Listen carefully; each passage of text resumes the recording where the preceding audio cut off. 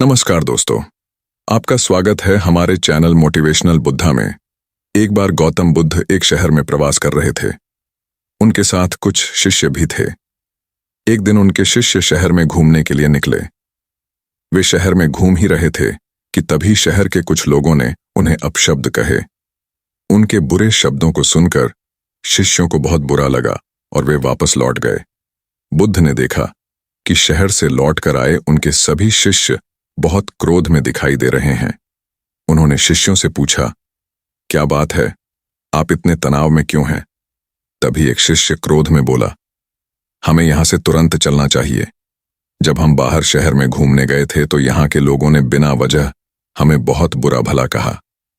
जिस जगह हमारा सम्मान नहीं हो वहां हमें नहीं रहना चाहिए।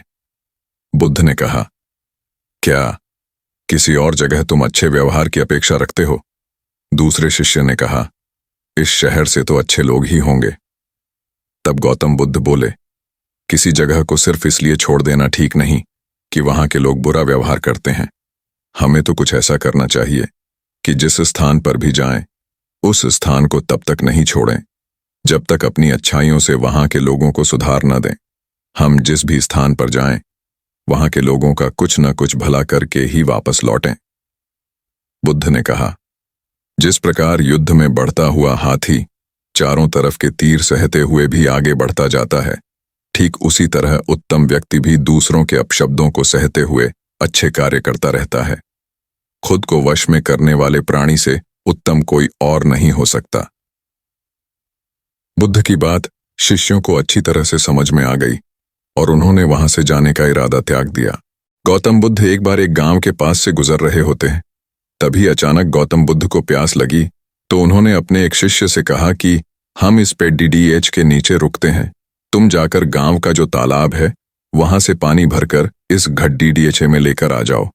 तो शिष्य जो था गुरुदेव की बात मानते हुए तालाब के पास पानी लाने जाते हैं और जब वह तालाब के पास पहुंचता है तो देखता है कि कुछ किसान जो है अपने जानवरों को साफ कर रहे हैं और कुछ महिलाएं अपने कपड़े धो रही होती हैं।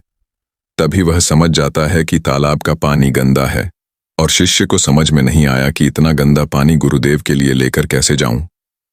थोड़ी देर उसने इंतजार किया और वापस वह गौतम बुद्ध के पास चला गया और उसने गौतम बुद्ध से कहा कि माफी चाहूंगा, गुरुदेव मैं पानी लाना चाहता था लेकिन पानी इतना गंदा है कि मैं पानी भरकर ला नहीं पाया। गौतम बुद्ध ने उस शिष्य से कहा कि हम सब यही आराम कर लेते हैं, थोड़ी देर तुम भी आराम कर लो। और आधे घंटे के बाद गौतम बुद्ध ने फिर उस शिष्य से कहा कि तुम जाओ और तालाब से इस गड्ढे में पानी भर कर ले आओ। जब वो शिष्य तालाब के पास पहुंचता है और देखता है कि तालाब की जो मिट्टी थी वह नीचे बैठ चुकी है और पानी साफ हो चुका है। शिष्य ने गड्ढे में पानी भरकर वापस गौतम बुद्ध के पास आया और बोला, गुरुदेव मुझे समझ नहीं आया कि तालाब का पानी साफ कैसे क्या हो गया। तभी गौतम बुद्ध ने शिष्य से कहा, यह बात मैं तुम्हें समझाना चाहता था कि जिस तरह तालाब का पानी आधे घंटे में साफ हो गया, ठीक ऐसा हमारा दिमाग है।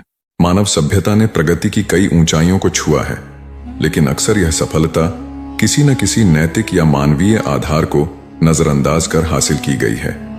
जब व्यक्ति या समाज अपने मूल सिद्धांतों से भटक जाता है तो वह बर्बादी की ओर अग्रसर हो जाता है। गौतम बुद्ध ने हजारों वर्ष पहले मनुष्य की बर्बादी के उन 7 कारणों की पहचान की थी जो आज भी उतने ही प्रासंगिक हैं। ये 7 कारण हैं: सिद्धांतों के बिना राजनीति, श्रम के बिना धन, विवेक के बिना सुख, चरित्र के बिना ज्ञान, नैतिकता के बिना व्यापार, मानवीयता के बिना विज्ञान और त्याग के बिना पूजा। ये केवल शब्द नहीं बल्कि चेतावनी है। यदि इन्हें नजरअंदाज किया जाए तो न केवल व्यक्ति बल्कि पूरी सभ्यता को विनाश का सामना करना पड़ सकता है। सिद्धांतों के बिना राजनीति लोगों को स्वार्थ और छल के जाल में फंसा देती है। श्रम के बिना धन अन्याय को जन्म देता है और विवेक के बिना सुख हमें भोगवाद की ओर ले जाता है। नैतिकता के बिना व्यापार और मानवीयता के बिना विज्ञान समाज को अनैतिकता और असमानता की खाई में धकेल देते हैं। अंत में त्याग के बिना पूजा केवल दिखावा बनकर रह जाती है। यह विचार न केवल जीवन के हर पहलू में संतुलन बनाए रखने की जरूरत को रेखांकित करता है, बल्कि यह भी सिखाता है कि किसी भी प्रगति की बुनियाद नैतिकता, ईमानदारी और मानवता पर होनी चाहिए। बर्बादी के इन कारणों को समझना और इन्हें टालना ही सच्चे सुख और सफलता की कुंजी है। यह कहानी एक छोटे से गांव में रहने वाले युवा व्यापारी शांतनु की है, जो बुद्ध के बताए 7 बर्बादी के कारणों से शिक्षा पाता है। यह कहानी हमें जीवन में विवेक, संतुलन और नैतिकता का महत्व सिखाती है। तो चलिए हम आपको इस कहानी के माध्यम से समझाते हैं कि वह 7 कारण कौन से हैं जिससे मनुष्य बर्बादी की राह पर चला जाता है। तो चलिए शुरू करते हैं। शांतनु अपने गांव का सबसे सफल व्यापारी था। उसकी आय बढ़ रही थी और वह लगातार नई संपत्तियां खरीद रहा था, लेकिन उसकी सफलता के साथ उसका अभिमान भी बढ़ता गया। उसे लगता था कि उसके पास सब कुछ है और वह दूसरों से श्रेष्ठ है। एक दिन गांव में एक वृद्ध साधु आए। उन्होंने गांव वालों को संबोधित करते हुए कहा, मनुष्य की बर्बादी के 7 कारण हैं। वह 7 कारण यह हैं: सिद्धांतों के बिना राजनीति, श्रम के बिना धन, विवेक के बिना सुख, चरित्र के बिना ज्ञान, नैतिकता के बिना व्यापार, मानवीयता के बिना विज्ञान, त्याग के बिना पूजा। शांतनु ने इन बातों को अनसुना कर दिया। उसने सोचा, ये सब मेरे जैसे सफल आदमी के लिए नहीं है। लेकिन वृद्ध साधु की बातों का महत्व उसे जल्द ही समझ में आने वाला था। शांतनु का व्यापार दिन ब दिन बढ़ रहा था, लेकिन उसने अपने श्रमिकों का शोषण शुरू कर दिया। वह उन्हें कम वेतन देता और अधिक काम करवाता। श्रमिकों के प्रति उसकी सहानुभूति खत्म हो गई थी। एक दिन उसके एक पुराने कर्मचारी रमेश ने कहा, मालिक, हमें मेहनत का पूरा फल चाहिए। आप जितना कमा रहे हैं उसमें से हमारा भी हिस्सा होना चाहिए। शांतनु ने गुस्से में रमेश को काम से निकाल दिया, लेकिन जैसे जैसे रमेश के जाने के बाद अन्य श्रमिक भी विरोध करने लगे, शांतनु का व्यापार लड़खड़ाने लगा। शांतनु ने जल्दी मुनाफा कमाने के लिए घटिया सामग्री से सामान बनाना शुरू कर दिया। ग्राहक यह बात समझ गए और धीरे धीरे उससे सामान खरीदना बंद कर दिया। एक दिन गांव के एक बुजुर्ग ग्राहक ने कहा, शांतनु, व्यापार केवल लाभ कमाने का साधन नहीं है, यह विश्वास का आधार है। नैतिकता के बिना व्यापार तुम्हारी बर्बादी का कारण बनेगा।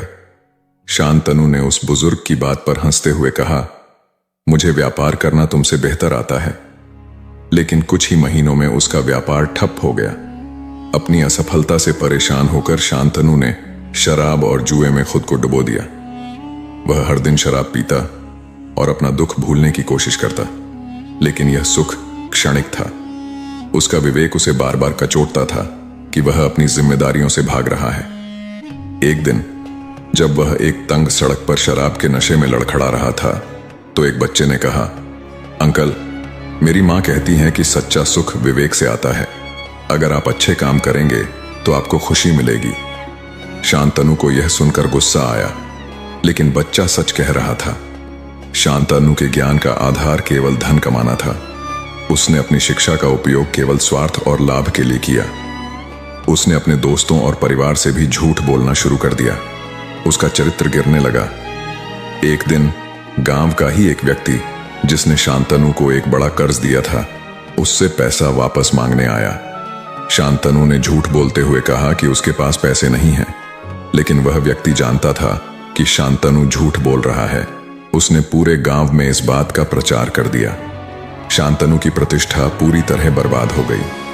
शांतनु ने अपने व्यापार को फिर से खड़ा करने के लिए नई तकनीकों का उपयोग किया।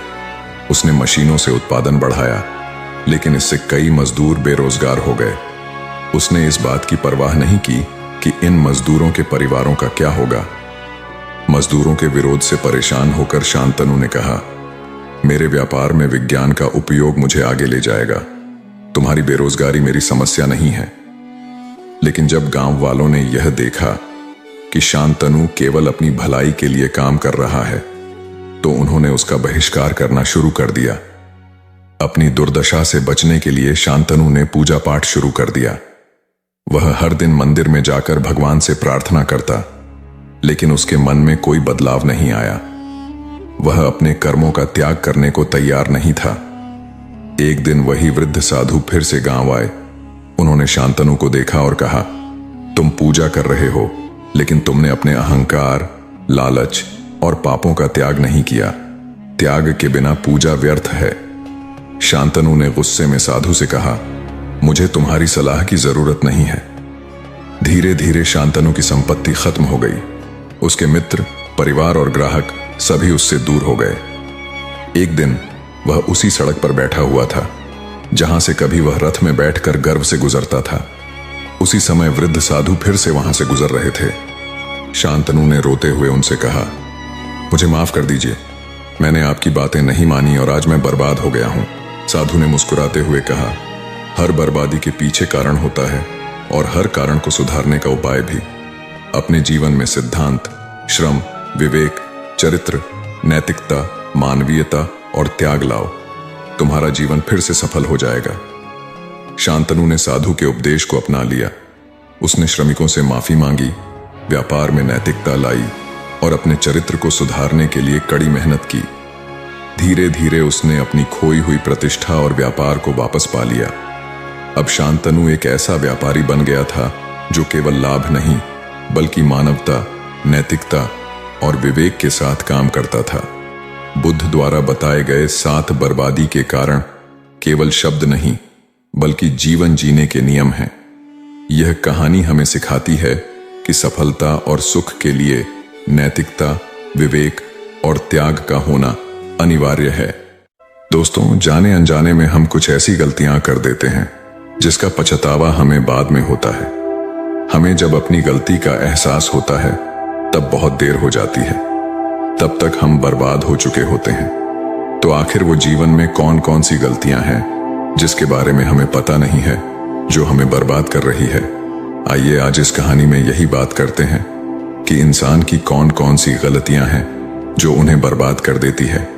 अपनी बर्बादी के कारण अगर हम पता कर लें तो हमारा जीवन सुखमय बन सकता है। बहुत समय पहले की बात है। एक नगर में एक धनी सेठ रहा करता था। उस सेठ के पास सभी तरह की सुख सुविधाएं थीं, लेकिन उसकी कोई संतान नहीं थी। संतान के दुख में वह हमेशा चिंतित रहता था। फिर एक दिन उसे पता चलता है कि उसकी पत्नी गर्भवती है। वह बहुत प्रसन्न हो जाता है। फिर उसने अपनी पत्नी का खूब ख्याल रखा। ऐसे में एक दिन उसके घर पर एक पुत्र का जन्म होता है। सेठ पुत्र के जन्म पर बहुत ही प्रसन्न था। उसने पूरे नगर में मिठाई बंटवाई और उसकी खुशी का कोई ठिकाना न था। देखते ही देखते उसका पुत्र बड़ा हो गया और सेठ ने अपने पुत्र को गुरुकुल भेजने का निर्णय किया ताकि वो पढ़ लिख कर एक विद्वान बन सके। अभी उसके पुत्र की उम्र ज्यादा नहीं हुई थी, लेकिन उसने छोटी ही उम्र में अपने पुत्र को गुरुकुल भेज दिया। गुरुकुल में वो बालक अच्छे से शिक्षा ग्रहण करता, अपने गुरु की सभी आज्ञाओं का पालन करता। ऐसे में वह बालक वहां का सबसे होनहार विद्यार्थी बन गया। गुरुकुल में उस बालक ने सारे वेद, पुराण और शास्त्रों का अध्ययन किया और बहुत बड़ा विद्वान बन गया। गुरु भी उस बालक से बहुत ही प्रसन्न थे कि उसने छोटी सी ही उम्र में सारा ज्ञान अर्जित कर लिया। लेकिन वो कहते हैं, न समय कब बदल जाए किसी को पता नहीं रहता है। ऐसे ही एक दिन किसी प्राकृतिक आपदा की वजह से उसके माता पिता की मृत्यु हो गई। और जब उसके माता पिता की मृत्यु हुई तब तक उस बालक की शिक्षा पूर्ण नहीं हुई थी। और जब उस बालक ने इस खबर को सुना कि उसके माता पिता इस दुनिया में नहीं रहे और उनका सब कुछ बर्बाद हो चुका है, तो उस बालक का इस सांसारिक मोह माया से मन उठ गया। उसके बाद उस बालक ने निश्चय किया कि वो गुरुकुल से शिक्षा पूर्ण करने के बाद अपना संपूर्ण जीवन लोगों की भलाई में व्यतीत कर देगा। और जब उस बालक की शिक्षा पूर्ण हो गई, उसके बाद वो बालक सन्यासी बन गया और वह सांसारिक वस्तुओं से दूर हिमालय की जंगल में चला गया। वन में जाकर उसने लंबे समय तक तपस्या की। तपस्या पूर्ण करने के बाद उस सन्यासी ने लोगों को शिक्षा देना प्रारंभ कर दिया। समय के साथ साथ उस सन्यासी की चर्चा चारों तरफ होने लगी और दूर दूर से लोग उसके पास शिक्षा ग्रहण करने आने लगे। और बहुत से लोग उसके पास अपनी समस्याओं का समाधान खोजने के लिए भी आने लगे। सन्यासी सभी लोगों की समस्याएं बड़ी आसानी से सुलझा देता, जिस वजह से वो पूरे राज्य में मशहूर हो गया था। लेकिन जिस नगर में वो रहता था, उस नगर का राजा एक क्रूर व्यक्ति था। जब राजा को उस सन्यासी के बारे में पता चला तो उस राजा ने उससे मिलने का निश्चय किया। अगली सुबह राजा अपने महल से निकलकर उस सन्यासी से मिलने के लिए निकल गया और फिर सन्यासी के कुटिया के बाहर पहुंच गया। वहां पहुंचकर जब राजा ने उस सन्यासी को देखा तब राजा उस सन्यासी को देखता ही रह गया। उसके चेहरे पर एक अलग ही तेज था। जब वो उस सन्यासी के पास पहुंचा तब राजा को अपार शांति का अनुभव हुआ। उस राजा ने सन्यासी को प्रणाम किया और उनके पास ही बैठ गया और उनसे वार्तालाप करने लगा। वो राजा पहली ही मुलाकात में उस सन्यासी के व्यक्तित्व से इतना प्रभावित हुआ कि उसने उसी समय से अच्छाई की राह पर चलने की ठान ली और मन ही मन सोचने लगा कि इतनी छोटी सी मुलाकात में यह सन्यासी मुझे इतना बदल सकता है, तो अगर यह हमेशा मेरे साथ ही रहने लगे तो मेरी तो जिंदगी ही बदल जाएगी। और यही सोचकर राजा सन्यासी से महल चलने का आग्रह करने लगा। राजा का आग्रह सुनकर सन्यासी मना नहीं कर पाया और वह राजमहल चलने को तैयार हो गए। फिर राजा सन्यासी को लेकर राजमहल की ओर चल दिया।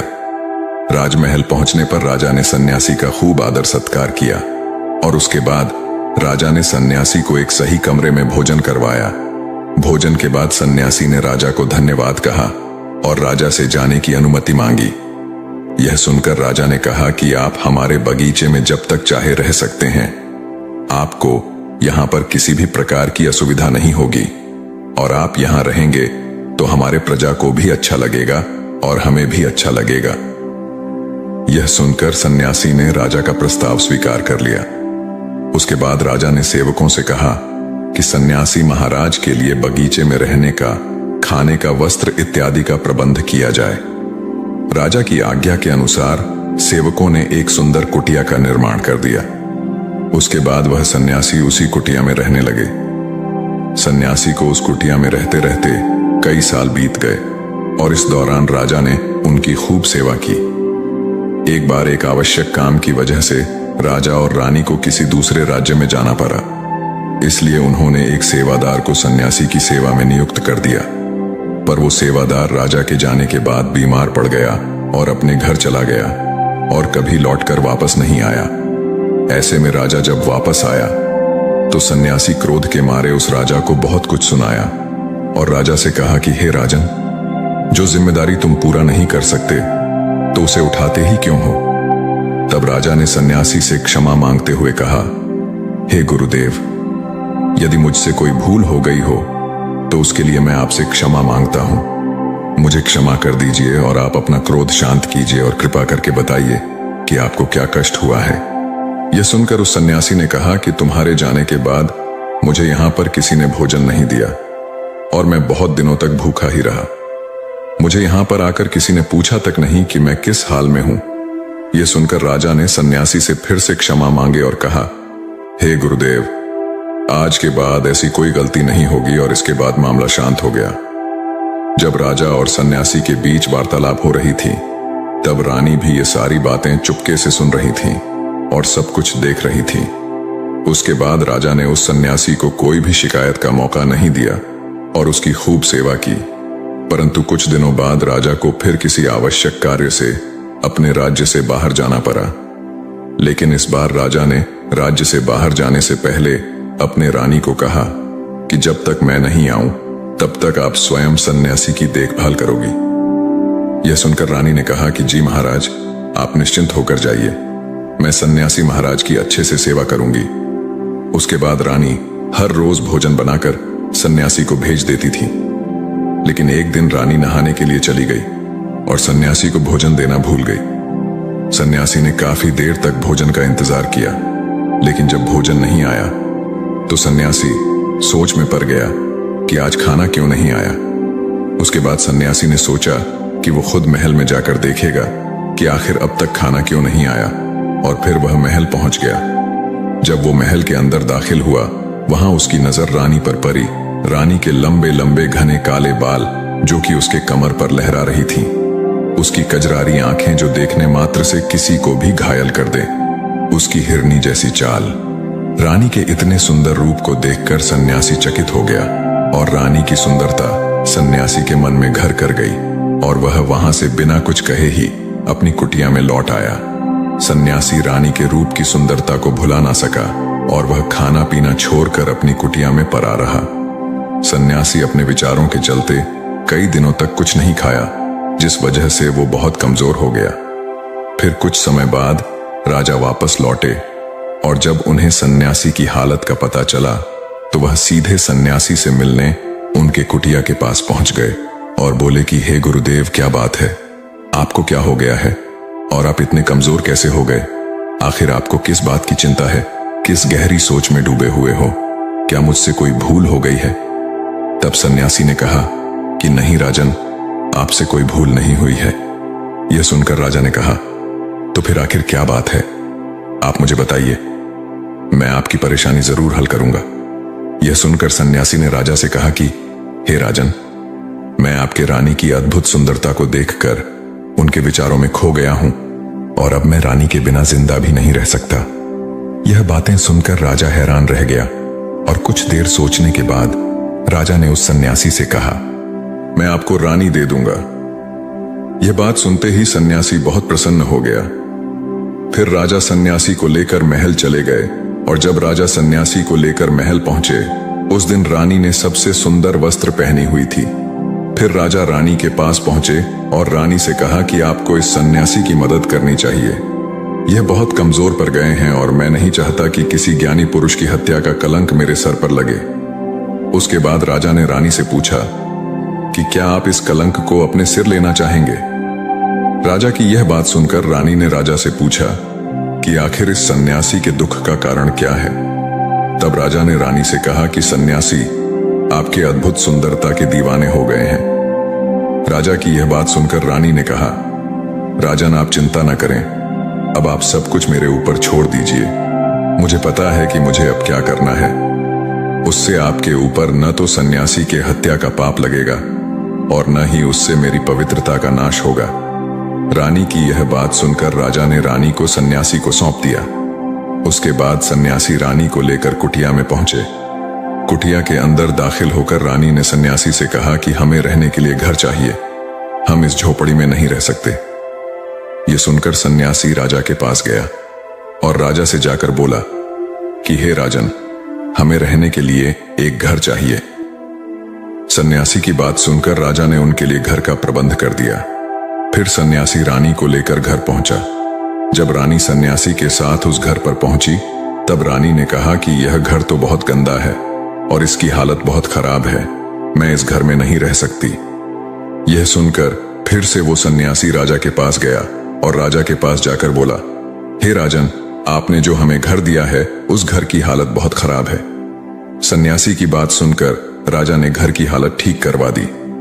उसके बाद फिर रानी घर के अंदर गई और नहा धोकर बिस्तर पर आ गई।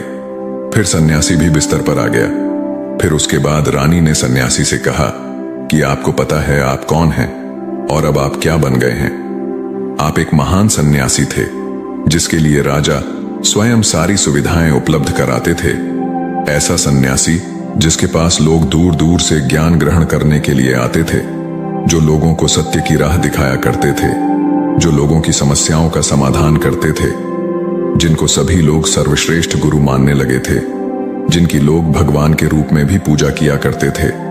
और आज आप अपने वासना के कारण मेरे गुलाम बन गए हैं। रानी की ये सारी बातें सुनकर उस सन्यासी को बड़ा झटका लगा और उसे महसूस हुआ कि वो तो एक सन्यासी है और वो ये सब क्या कर रहा है।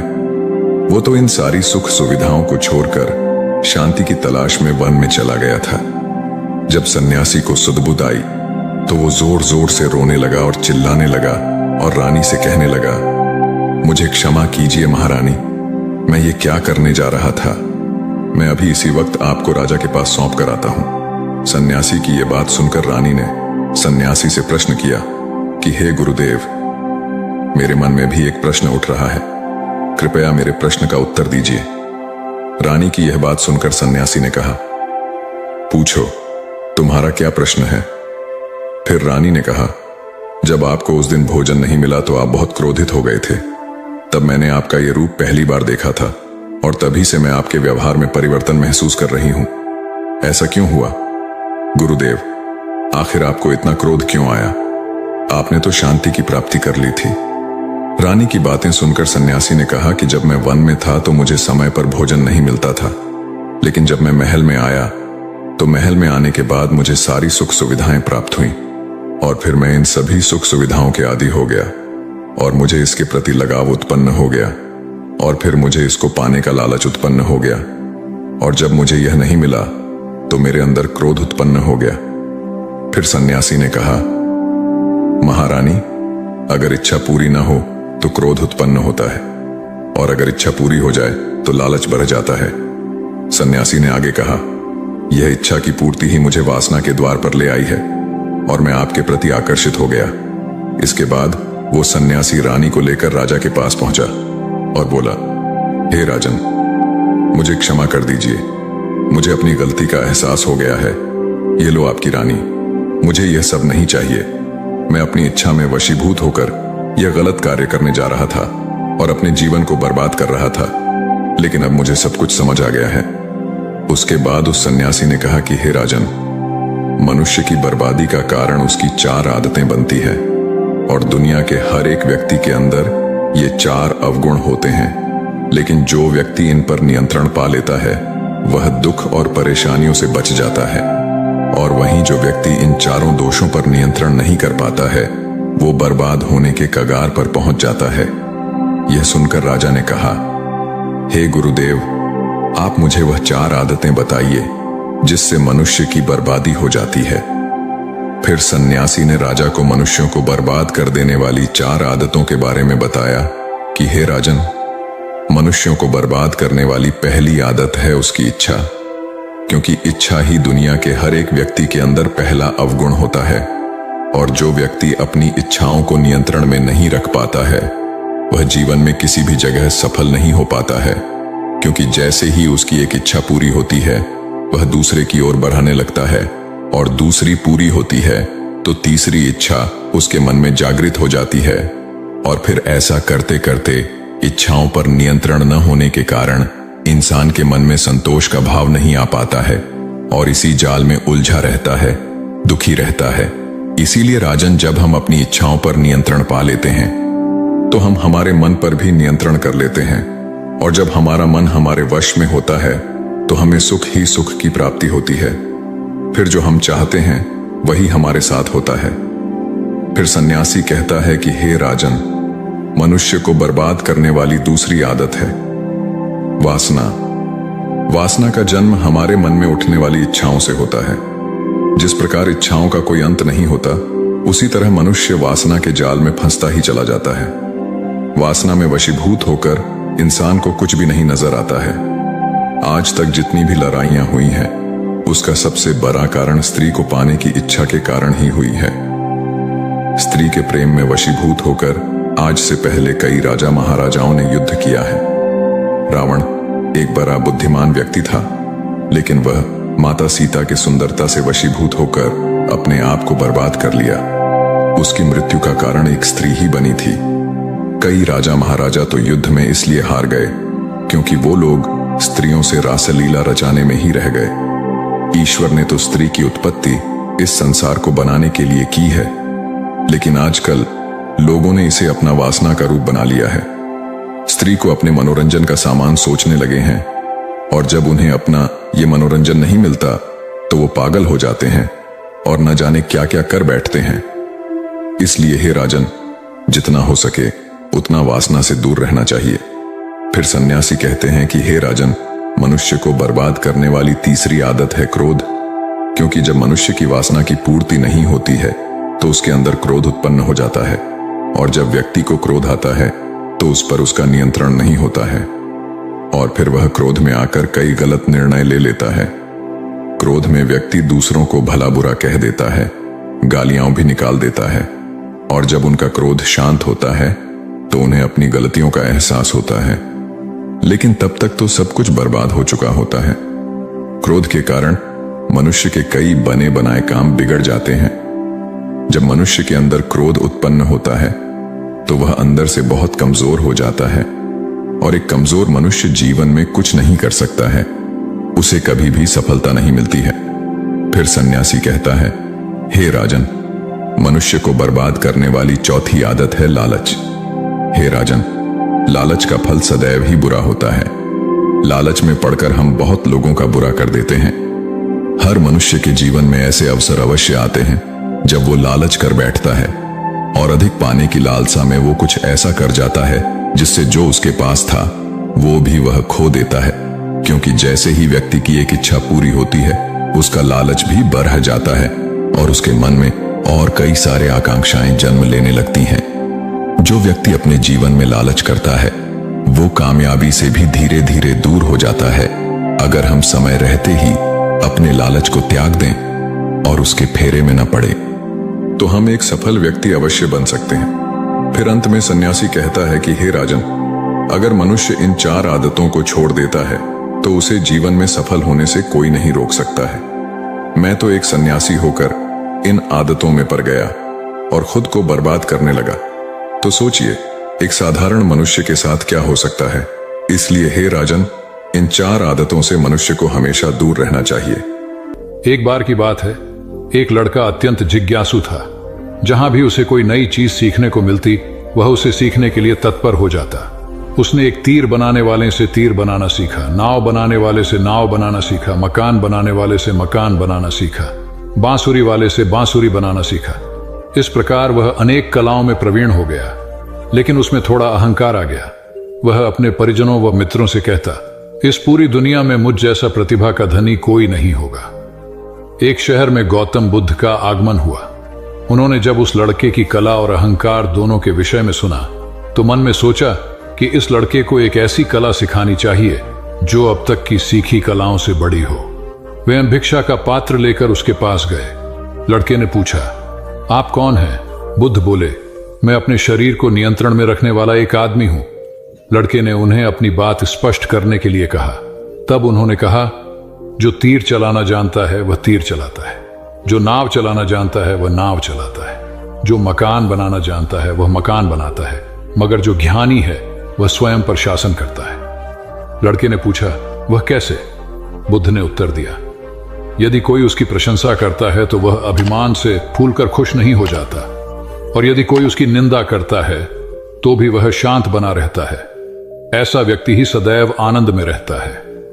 लड़का जान गया कि सबसे बड़ी कला स्वयं को वश में रखना है।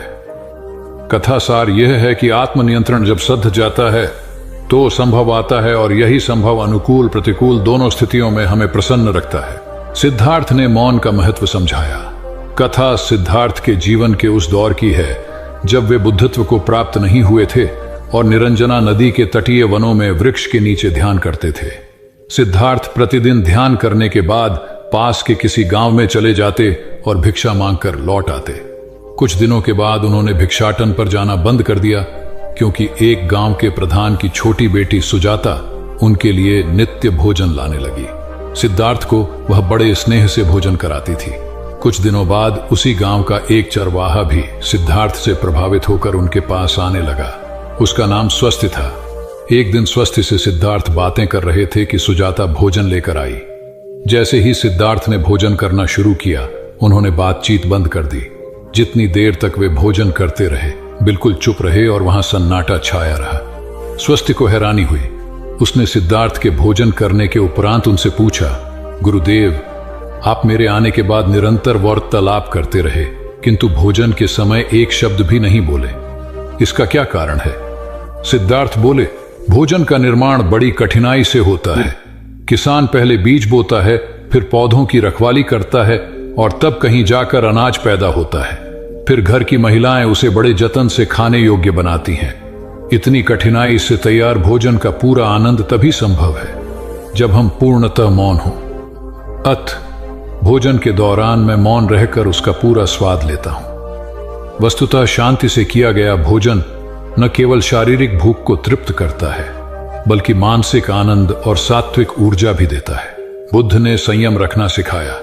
बुद्ध के पास उनका एक शिष्य आया और बौखलाए स्वर में बोला, जमींदार राम सिंह ने मेरा अपमान किया है, आप सभी चले, उसे सबक सिखाना होगा। बुद्ध बोले, प्रिय वर, सच्चे बौद्ध का अपमान करने की शक्ति किसी में नहीं होती। तुम इस बात को भुला दो। जब प्रसंग भुला दोगे तो अपमान कहां बचा रहेगा। शिष्य ने कहा, उसने आपके प्रति भी अपशब्दों का प्रयोग किया था। आप चलिए तो सही, आपको देखते ही वह शर्मिंदा हो जाएगा और क्षमा मांग लेगा, इससे मैं संतुष्ट हो जाऊंगा। बुद्ध कुछ विचार कर बोले, अच्छा, यदि ऐसी बात है तो मैं अवश्य ही राम जी के पास चलकर उसे समझाने का प्रयास करूंगा। शिष्य ने आतुर होकर कहा, चलिए, नहीं तो रात हो जाएगी। बुद्ध ने कहा, रात आएगी तो क्या, रात के पश्चात दिन भी तो आएगा। यदि तुम वहां चलना आवश्यक ही समझते हो तो मुझे कल याद दिलाना, कल चलेंगे। दूसरे दिन बात आई गई हो गई। शिष्य अपने काम में लग गया और बुद्ध अपनी साधना में लीन हो गए। दोपहर होने पर बुद्ध ने शिष्य से पूछा, आज राम जी के पास चलना है? शिष्य ने कहा, नहीं, मैंने जब घटना पर फिर से विचार किया तो मुझे इस बात का आभास हुआ कि भूल मेरी ही थी। अब राम जी के पास चलने की कोई जरूरत नहीं है। बुद्ध ने मुस्कुराकर कहा, अगर हम तुरंत प्रतिक्रिया देने से बचें तो हमारे भीतर की कटुता समाप्त हो जाती है। शिष्य बुद्ध का आशय समझ उनके प्रति नतमस्तक हो गया। ध्यान और सावधानी का रहस्य। महात्मा गौतम बुद्ध के श्रावस्ती में प्रवचन चल रहे थे। प्रवचन में नित्य ही बड़ी संख्या में लोग आते और विविध महत्वपूर्ण व गंभीर विषयों पर बुद्ध से ज्ञान ग्रहण करते। बुद्ध का शिष्य वर्ग भी काफी विशाल था, जो प्रवचन स्थल की व्यवस्था संभालता और बुद्ध की सेवा में सदैव तत्पर रहता। एक बार रात के समय महात्मा बुद्ध प्रवचन दे रहे थे। सदैव की भांति काफी लोग उनके प्रवचन सुन रहे थे। एक व्यक्ति जो बुद्ध के ठीक सामने बैठा था, बार बार नींद के झोंके ले रहा था। बुद्ध थोड़ी देर तक तो प्रवचन देते रहे, फिर उससे बोले, वत्स, सो रहे हो? उस व्यक्ति ने हड़बड़ाकर कहा, नहीं महात्मा। बुद्ध ने पुनः प्रवचन प्रारंभ किए। वह व्यक्ति फिर ऊँघने लगा। महात्मा ने फिर वही प्रश्न दोहराया और उसने फिर अचकचाकर नहीं महात्मा कहा। ऐसा लगभग 8-10 बार हो गया। कुछ देर बाद बुद्ध ने उससे पूछा, वत्स, जीवित हो? हर बार की तरह इस बार भी उसने कहा, नहीं महात्मा। यह सुनकर उपस्थित श्रोताओं में हंसी की लहर दौड़ गई और वह व्यक्ति पूर्णतः चैतन्य हो गया। तब बुद्ध गंभीर होकर बोले, वत्स, निद्रा में तुम्हारे मुख से सही उत्तर मिल ही गया। जो निद्रा में है वह मृतक समान ही है। महात्मा बुद्ध का संकेत था कि गुरु से ज्ञान ग्रहण करते वक्त सजगता अत्यंत आवश्यक है। गाफिल रहने की स्थिति में ज्ञान की प्राप्ति पूर्ण नहीं होती और अधकचरा ज्ञान सदैव खतरनाक साबित होता है। एक क्रोधी ने बौद्ध धर्म अपनाया। बौद्ध भिक्षु बोधि धर्म भ्रमण करते हुए एक गांव में पहुंचे। लोग उनका बहुत आदर करते थे। बोधि धर्म व उनके शिष्यों का ग्रामीणों ने हार्दिक सत्कार किया और फिर उनके पवित्र वचनों को सुनने के लिए उनके आसपास एकत्रित हो गए। बोधि धर्म लोगों को धर्म और आचरण विषयक अच्छी बातें सरल भाषा में समझाने लगे। तभी वहां एक व्यक्ति आया और बोधि धर्म को अपशब्द कहने लगा। उपस्थित जनसमूह ने उसे रोकने का बहुत प्रयास किया, किंतु वह नहीं माना तथा अनवरत बोधि धर्म को बुरा भला कहता रहा। लोगों ने कहा कि महाराज, यह व्यक्ति कितना उद्दंड है, निरर्थक ही आपको अपशब्द कह रहा है। बोधि धर्म उस व्यक्ति के इस आचरण पर कदापि क्रोधित नहीं हुए और लोगों से बोले कि यह भविष्य में मेरा सबसे बड़ा भक्त बनने वाला है। लोगों ने पूछा कि कैसे?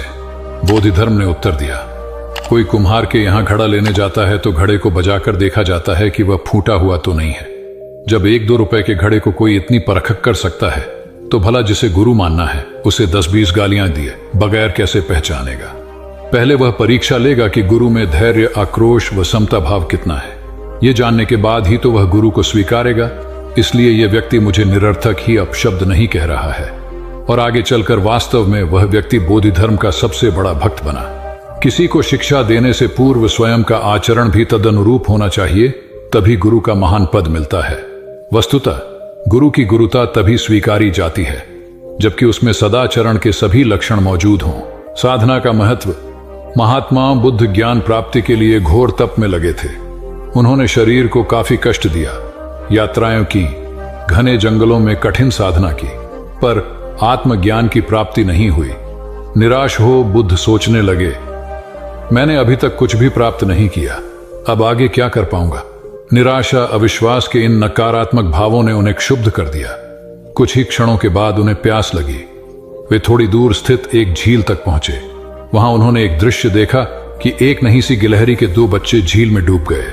पहले तो वह गिलहरी जड़वत बैठी रही, फिर कुछ देर बाद उठकर झील के पास गई, अपना सारा शरीर झील के पानी में भिगोया और फिर बाहर आकर पानी झाड़ने लगी। ऐसा वह बार बार करने लगी। बुद्ध सोचने लगे कि इस गिलहरी का प्रयास कितना मूर्खतापूर्ण है। क्या कभी यह इस झील को सुखा सकेगी? किंतु गिलहरी का यह क्रम लगातार जारी था। बुद्ध को लगा मानो गिलहरी कह रही हो कि यह झील कभी खाली होगी या नहीं, यह मैं नहीं जानती, किंतु मैं अपना प्रयास नहीं छोड़ूंगी। अतः उस छोटी सी गिलहरी ने भगवान बुद्ध को अपने लक्ष्य मार्ग से विचलित होने से बचा लिया। वे सोचने लगे कि जब यह नन्ही गिलहरी अपने लघु सामर्थ्य से झील को सुखा देने के लिए दृढ़ संकल्पित है, तो मुझ में क्या कमी है? मैं तो इससे 1000 गुना अधिक क्षमता रखता हूं। यह सोचकर गौतम बुद्ध पुनः अपनी साधना में लग गए और एक दिन बोधिवृक्ष तले उन्हें ज्ञान का आलोक प्राप्त हुआ। ये कथा असफलता के बावजूद प्रयासों की निरंतरता पर बल देती है। यदि हम प्रयास करना न छोड़े तो एक न एक दिन लक्ष्य की प्राप्ति हो ही जाती है। बुद्ध का समत्व भाव। गौ बुद्ध निर्जन जंगल में एक पहाड़ी पर बैठे ध्यान कर रहे थे। वहां चारों ओर शांति थी, कहीं कोई शोर नहीं था। ध्यान करने के लिए इससे उपयुक्त स्थान और कहीं नहीं हो सकता, यही सोचकर बुद्ध ने इसे चुना था। अचानक इस नीरवता को एक कोलाहल ने भंग कर दिया। कुछ दुष्चरित्र लोग एक वेश्या को लेकर वहां आमोद प्रमोद के लिए आ धमके। एक क्षण में वातावरण की पवित्रता भंग हो गई और शांति अशांति में बदल गई। उन लोगों ने मदिरापन शुरू कर दिया। इसी बीच वेश्या अवसर पाकर भाग गई। उन दुष्टों ने उसे वस्त्र विहीन कर दिया था। जब मदिरा का नशा थोड़ा उतरा तो वे लोग उसे खोजने निकले। थोड़ी दूर जाने पर उन्हें ध्यानस्थ बुद्ध दिखाई दिए। उन्होंने बुद्ध का ध्यान भंग कर पूछा, क्या तुमने यहां से किसी को जाते देखा? बुद्ध के नहीं कहने पर उन्होंने फिर पूछा, क्या तुमने एक सुंदर स्त्री को यहां से जाते देखा? बुद्ध द्वारा इनकार करने पर उन्होंने निर्लज्जता से पूछा, क्या यहां से एक निर्वस्त्र स्त्री को भाग कर जाते देखा? बुद्ध ने शांत भाव से उत्तर दिया, यहां से कोई गया जरूर था, किंतु वह स्त्री थी या पुरुष, मेरे लिए यह पहचान करना असंभव है। जब तुम्हारा मन भी वासना विहीन हो जाएगा तो वह भी स्त्री पुरुष या वस्त्रधारी निर्वस्त्रधारी का भेद करना भूल जाएगा। सभी दुष्ट अपनी भूल जान लज्जित होकर वहां से चले गए। सार यह है कि साधुता विकार रहित और निरपेक्ष दृष्टि से देखती है। वहां प्राणी मात्र में किसी प्रकार के भेद के लिए कोई स्थान नहीं होता। आत्मा साक्षात्कार आवश्यक है। जीवन में एक अज्ञात भय ऐसा है जो ज्ञात भी है परंतु है सबसे बड़ा, और वह है मृत्यु का भय। उम्र, मौत और जिंदगी, इन तीनों के मामले में संसारी और साधु का फर्क देखें तो भय मुक्त हुआ जा सकता है। संत कितना जिए यह महत्वपूर्ण नहीं होता, कैसे जिए यह उपयोगी होता है। देह त्यागने के पूर्व बुद्ध ने जो अंतिम वाक्य कहे थे उसे समझा जाना चाहिए। हंद दानी भिक्खवे आमंत यामी वो, वह धमासन रवारा अपमादीन संपादे था इति, अर्थात हर वस्तु नाशवान है। जीवन का संपादन अप्रमाद के साथ करो। आलस्य के साथ वासना का समावेश हो जाए तो प्रमाद शुरू होता है। बुद्ध ने अपने भिक्षुओं को अपनी अंतिम क्रिया के बारे में भी विस्तार से समझा दिया था। मौत को उन्होंने उत्सव बनाया। भौतिकता की आंधी में आज हम इतने भयभीत हैं कि सांप को तो मार देते हैं और रस्सी से डर जाते हैं। हमारी मौत अवसाद तथा संतों की मृत्यु उपदेश हो जाती है। इसे दिव्य बनाने का प्रयास उम्र के हर पल में और जिंदगी के हर पड़ाव पर सतत करना होगा। कहते हैं जब बुद्ध संसार से गए तो उनकी उम्र 80 वर्ष थी, लेकिन संत समाज मानता है कि वे 40 साल के थे, क्योंकि जब वे 40 वर्ष के थे तब एक पीपल के वृक्ष के नीचे 7 दिन सतत समाधि में रहे और तभी उन्हें पूर्णिमा के दिन बुद्धत्व प्राप्त हुआ था। उसके बाद वे 40 वर्ष और जीवित रहे। अध्यात्म कहता है उम्र तो उसी को मानेंगे जिन क्षणों में आप स्वयं को जान गए। इसलिए याद रखें, कितना जिए यह संसार का समीकरण है, कैसा जिए ये अध्यात्म का गणित है। कौन कौन मोक्ष चाहते हैं?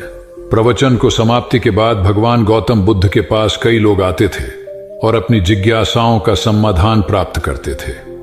एक दिन एक ग्रामीण गौतम बुद्ध के पास आया और बोला, भगवान, आप कई वर्षों से शांति, सत्य और मोक्ष की बात लोगों को समझा रहे हैं, किंतु अब तक कितने लोगों को मोक्ष मिला है? बुद्ध ने कहा, तुम कल आना, तब मैं तुम्हारी बात का उत्तर दूंगा। किंतु आने से पहले एक काम करना, पूरे गांव का चक्कर लगाते हुए सभी लोगों से पूछ कर आना कि कौन कौन शांति चाहते हैं और कौन कौन सत्य एवं मोक्ष। अगले दिन उस ग्रामीण ने घंटों गांव का चक्कर लगाया, किंतु उसे एक भी व्यक्ति ऐसा नहीं मिला जो शांति, सत्य और मोक्ष चाहता हो। कोई धन चाहता था तो कोई यश, किसी को संतान चाहिए थी तो किसी को दीर्घायु। ग्रामीण बुद्ध के पास आकर बोला, ये विचित्र गांव है भगवान। कोई कुछ चाहता तो कोई कुछ, लेकिन शांति, सत्य और मोक्ष चाहने वाला कोई नहीं है। तब बुद्ध ने उत्तर दिया, इसमें विचित्र कुछ नहीं है। हम में से प्राय सभी सुख चाहते हैं, शांति नहीं। सुख प्राप्ति के लिए वे शांति के विपरीत मार्ग पर चलते हैं, इसलिए वे सुख और शांति का मार्ग नहीं पा सकते। सार ये है कि व्यक्ति सुख की खोज भौतिकता में करता है, जो निरंतर लिप्सा को बढ़ाती है, और लिप्सा कभी शांति नहीं आने देती। शांति का मार्ग संतोष और सीमित चाह में निहित होता है, तथा शांति ही सही मायनों में सुख का वाहक है, क्योंकि सुख शरीर से बढ़कर आत्मा का विषय है। मैं आत्म विजय का प्रतीक हूं। एक बौद्ध ब्रह्मचारी ने कई देशों में घूमकर विभिन्न कलाएं सीखी। एक देश में उसने एक व्यक्ति से बाण बनाने की कला सीखी। कुछ दिनों के बाद वह अन्य देश में गया। वहां उसने नौ निर्माण कलाएं सीखी, क्योंकि वहां बहुतायत में जहाज बनाए जाते थे। फिर वह किसी तीसरे देश में गया तो कई ऐसे व्यक्तियों के संपर्क में आया जो गृह निर्माण करते थे। यहां उसने गृह निर्माण कला सीखी। इस प्रकार वह 16 देशों में गया और कई कलाओं का झाता होकर लौटा। जब वह अपने देश पहुंचा तो अहंकार ग्रस्त हो लोगों से पूछता, इस संपूर्ण पृथ्वी पर मुझ जैसा कोई चतुर व्यक्ति है? भगवान बुद्ध ने उस युवा ब्रह्मचारी से घमंड की ऐसी अति देखकर उसे एक उच्चतर कला सिखानी चाहिए। वे एक वृद्ध भिखारी का वेश बनाकर हाथ में भिक्षा पत्र लिए उसके सामने गए। ब्रह्मचारी ने बड़े अभिमान से पूछा, कौन हो तुम? बुद्ध बोले, मैं आत्मविजय का पथिक हूं। ब्रह्मचारी ने उसके कथन का अर्थ जानना चाहा तो वे बोले, ईशुकर बाण बना लेता है, नौ चालक जहाज पर नियंत्रण रख लेता है, गृह निर्माता घर भी बना लेता है, किंतु वह तो महाविद्वान नहीं होगा जो अपने शरीर और मन पर विजय पा सके। संसार की प्रशंसा व अपशब्द दोनों ही दशाओं में जिसका मन स्थिर रहे, वही साधक शांति व निर्वाण को प्राप्त करता है। गौतम बुद्ध की इन बातों को सुनकर ब्रह्मचारी को अपनी भूल का एहसास हुआ। वस्तुतः अहंकार का त्याग ही ईश उपलब्धि का द्वार है, इसलिए ईश्वर की प्राप्ति के इच्छुक भक्त को अहंकार से सर्वथा मुक्त रहना चाहिए। महात्मा बुद्ध ज्ञान प्राप्ति के लिए घोर तप में लगे थे। उन्होंने शरीर को काफी कष्ट दिया, यात्राएं की, घने जंगलों में कठिन साधना की, पर आत्मज्ञान की प्राप्ति नहीं हुई। निराश हो बुद्ध सोचने लगे, मैंने अभी तक कुछ भी प्राप्त नहीं किया, अब आगे क्या कर पाऊंगा? निराशा, अविश्वास के इन नकारात्मक भावों ने उन्हें क्षुब्ध कर दिया। कुछ ही क्षणों के बाद उन्हें प्यास लगी। वे थोड़ी दूर स्थित एक झील तक पहुंचे। वहां उन्होंने एक दृश्य देखा कि एक नन्ही सी गिलहरी के 2 बच्चे झील में डूब गए। पहले तो वह गिलहरी जड़वत बैठी रही, फिर कुछ देर बाद उठकर झील के पास गई, अपना सारा शरीर झील के पानी में भिगोया और फिर बाहर आकर पानी झाड़ने लगी। ऐसा वह बार बार करने लगी। बुद्ध सोचने लगे कि इस गिलहरी का प्रयास कितना मूर्खतापूर्ण है। क्या कभी यह इस झील को सुखा सकेगी? किंतु गिलहरी का यह क्रम लगातार जारी था। बुद्ध को लगा मानो गिलहरी कह रही हो कि यह झील कभी खाली होगी या नहीं, यह मैं नहीं जानती, किंतु मैं अपना प्रयास नहीं छोड़ूंगी। अतः उस छोटी सी गिलहरी ने भगवान बुद्ध को अपने लक्ष्य मार्ग से विचलित होने से बचा लिया। वे सोचने लगे कि जब यह नन्ही गिलहरी अपने लघु सामर्थ्य से झील को सुखा देने के लिए दृढ़ संकल्पित है तो मुझ में क्या कमी है? मैं तो इससे 1000 गुना अधिक क्षमता रखता हूं। यह सोचकर गौतम बुद्ध पुनः अपनी साधना में लग गए और एक दिन बोधिवृक्ष तले उन्हें ज्ञान का आलोक प्राप्त हुआ। यह कथा असफलता के बावजूद प्रयासों की निरंतरता पर बल देती है। यदि हम प्रयास करना न छोड़े तो एक न एक दिन लक्ष्य की प्राप्ति हो ही जाती है। बुद्ध अपने साधना काल में एक निर्जन स्थान पर ध्यान मग्न बैठे थे। इसी स्थान पर एक यक्ष का वास था। यह बात बुद्ध को झांत नहीं थी। वे तो वहां पहुंचे और शांत वातावरण देखकर ध्यान मग्न हो गए। उस समय यक्ष वहां पर नहीं था।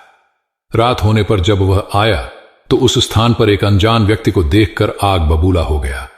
बड़े जोर से वह दहाड़ा, किंतु बुद्ध का ध्यान भंग नहीं हुआ। यक्ष ने उन्हें हाथी का रूप धारण कर डराना चाहा, किंतु बुद्ध यथावत ध्यान मग्न बैठे रहे। उसने बुद्ध को डराने के लिए क्रमशः शेर, चीता, बाघ आदि का रूप धारण किया, किंतु बुद्ध अविचलित ही बने रहे। अंत में उसने भयंकर विषधर का रूप धारण कर उनके पैर के अंगूठे को ढंस लिया, किंतु बुद्ध पर उसके विष का भी कोई असर नहीं हुआ। वे अब भी अप्रभावित रहे। विषधर उनके शरीर पर चढ़ गया और उनके गले से लिपटकर उन्हें जोरों से काट लिया, लेकिन इतने प्रयासों के बावजूद भी बुद्ध की साधना को भंग नहीं कर पाया। थक हार कर नीचे उतर आया और उनसे कुछ कदमों की दूरी पर लेटकर अपनी थकान उतारने लगा। ध्यान पूर्ण होने पर बुद्ध ने उसकी तरफ देखा और उसे बहुत स्नेह से दुलारा। उनका निश्चल प्रेम देखकर सर्प का विष अमृत बन गया और यक्ष ने श्रद्धापूर्वक बुद्ध को नमन किया। कहानी का सार यह है कि मन की कलुषता पर एकाग्रता, स्नेह और संभव से ही विजय प्राप्त की जा सकती है। बौद्ध भिक्षु बोधि धर्म भ्रमण करते हुए एक गांव में पहुंचे। लोग उनका बहुत आदर करते थे। बोधि धर्म व उनके शिष्यों का ग्रामीणों ने हार्दिक सत्कार किया और फिर उनके पवित्र वचनों को सुनने के लिए उनके आसपास एकत्रित हो गए। बोधि धर्म लोगों को धर्म और आचरण विषयक अच्छी बातें सरल भाषा में समझाने लगे। तभी वहां एक व्यक्ति आया और बोधि धर्म को अपशब्द कहने लगा। उपस्थित जनसमूह ने उसे रोकने का बहुत प्रयास किया, किंतु वह नहीं माना तथा अनवरत बोधि धर्म को बुरा भला कहता रहा। लोगों ने कहा कि महाराज, ये व्यक्ति कितना उद्दंड है, निरर्थक ही आपको अपशब्द कह रहा है। बोधि धर्म उस व्यक्ति के इस आचरण पर कदापि क्रोधित नहीं हुए और लोगों से बोले कि यह भविष्य में मेरा सबसे बड़ा भक्त बनने वाला है। लोगों ने पूछा कि कैसे? बोधि धर्म ने उत्तर दिया, कोई कुम्हार के यहां घड़ा लेने जाता है तो घड़े को बजाकर देखा जाता है कि वह फूटा हुआ तो नहीं है। जब 1-2 रुपए के घड़े को कोई इतनी परख कर सकता है तो भला जिसे गुरु मानना है उसे 10-20 गालियां दिए बगैर कैसे पहचानेगा? पहले वह परीक्षा लेगा कि गुरु में धैर्य, आक्रोश व समता भाव कितना है। यह जानने के बाद ही तो वह गुरु को स्वीकारेगा। इसलिए यह व्यक्ति मुझे निरर्थक ही अपशब्द नहीं कह रहा है और आगे चलकर वास्तव में वह व्यक्ति बोधि धर्म का सबसे बड़ा भक्त बना। किसी को शिक्षा देने से पूर्व स्वयं का आचरण भी तदनुरूप होना चाहिए, तभी गुरु का महान पद मिलता है। वस्तुतः गुरु की गुरुता तभी स्वीकारी जाती है जबकि उसमें सदाचरण के सभी लक्षण मौजूद हों। महात्मा गौतम बुद्ध के श्रावस्ती में प्रवचन चल रहे थे। प्रवचन में नित्य ही बड़ी संख्या में लोग आते और विविध महत्वपूर्ण व गंभीर विषयों पर बुद्ध से ज्ञान ग्रहण करते। बुद्ध का शिष्य वर्ग भी काफी विशाल था, जो प्रवचन स्थल की व्यवस्था संभालता और बुद्ध की सेवा में सदैव तत्पर रहता। एक बार रात के समय महात्मा बुद्ध प्रवचन दे रहे थे। सदैव की भांति काफी लोग उनके प्रवचन सुन रहे थे। एक व्यक्ति जो बुद्ध के ठीक सामने बैठा था, बार बार नींद के झोंके ले रहा था। बुद्ध थोड़ी देर तक तो प्रवचन देते रहे, फिर उससे बोले, वत्स, सो रहे हो? उस व्यक्ति ने हड़बड़ाकर कहा, नहीं महात्मा। बुद्ध ने पुनः प्रवचन प्रारंभ किए। वह व्यक्ति फिर ऊँघने लगा। महात्मा ने फिर वही प्रश्न दोहराया और उसने फिर अचकचाकर नहीं महात्मा कहा। ऐसा लगभग 8-10 बार हो गया। कुछ देर बाद बुद्ध ने उससे पूछा, वत्स, जीवित हो? हर बार की तरह इस बार भी उसने कहा, नहीं महात्मा। यह सुनकर उपस्थित श्रोताओं में हंसी की लहर दौड़ गई और वह व्यक्ति पूर्णतः चैतन्य हो गया। तब बुद्ध गंभीर होकर बोले, वत्स, निद्रा में तुम्हारे मुख से सही उत्तर मिल ही गया। जो निद्रा में है वह मृतक समान ही है। महात्मा बुद्ध का संकेत था कि गुरु से ज्ञान ग्रहण करते वक्त सजगता अत्यंत आवश्यक है। गाफिल रहने की स्थिति में ज्ञान की प्राप्ति पूर्ण नहीं होती और अधकचरा ज्ञान सदैव खतरनाक साबित होता है। कथा सिद्धार्थ के जीवन के उस दौर की है जब वे बुद्धत्व को प्राप्त नहीं हुए थे और निरंजना नदी के तटीय वनों में वृक्ष के नीचे ध्यान करते थे। सिद्धार्थ प्रतिदिन ध्यान करने के बाद पास के किसी गांव में चले जाते और भिक्षा मांगकर लौट आते। कुछ दिनों के बाद उन्होंने भिक्षाटन पर जाना बंद कर दिया, क्योंकि एक गांव के प्रधान की छोटी बेटी सुजाता उनके लिए नित्य भोजन लाने लगी। सिद्धार्थ को वह बड़े स्नेह से भोजन कराती थी। कुछ दिनों बाद उसी गांव का एक चरवाहा भी सिद्धार्थ से प्रभावित होकर उनके पास आने लगा। उसका नाम स्वस्थी था। एक दिन स्वस्थी से सिद्धार्थ बातें कर रहे थे कि सुजाता भोजन लेकर आई। जैसे ही सिद्धार्थ ने भोजन करना शुरू किया, उन्होंने बातचीत बंद कर दी। जितनी देर तक वे भोजन करते रहे, बिल्कुल चुप रहे और वहां सन्नाटा छाया रहा। स्वस्थी को हैरानी हुई। उसने सिद्धार्थ के भोजन करने के उपरांत उनसे पूछा, गुरुदेव, आप मेरे आने के बाद निरंतर वार्तालाप करते रहे, किंतु भोजन के समय एक शब्द भी नहीं बोले। इसका क्या कारण है? सिद्धार्थ बोले, भोजन का निर्माण बड़ी कठिनाई से होता है। किसान पहले बीज बोता है, फिर पौधों की रखवाली करता है और तब कहीं जाकर अनाज पैदा होता है। फिर घर की महिलाएं उसे बड़े जतन से खाने योग्य बनाती हैं। इतनी कठिनाई से तैयार भोजन का पूरा आनंद तभी संभव है जब हम पूर्णतः मौन हों। भोजन के दौरान मैं मौन रहकर उसका पूरा स्वाद लेता हूं। वस्तुतः शांति से किया गया भोजन न केवल शारीरिक भूख को तृप्त करता है, बल्कि मानसिक आनंद और सात्विक ऊर्जा भी देता है। सम्राट अशोक संपूर्ण भारत को अपने राज्य में मिलाना चाहते थे, पर कलिंग के युद्ध में हुए रक्तपात को देखकर उन्हें अत्यधिक दुख पहुंचा। उनकी महत्वाकांक्षा ने जो तबाही मचाई थी, उसे देखकर उन्हें खुद पर ग्लानि हुई। उन्होंने देखा कि लोग दर्द से कराह रहे थे। यह सब विनाश केवल उनकी महत्वाकांक्षा से हुआ था। यह सब देखकर अशोक के मन में विनाश का पथ छोड़कर नेकी के रास्ते पर चलने का विचार जगा।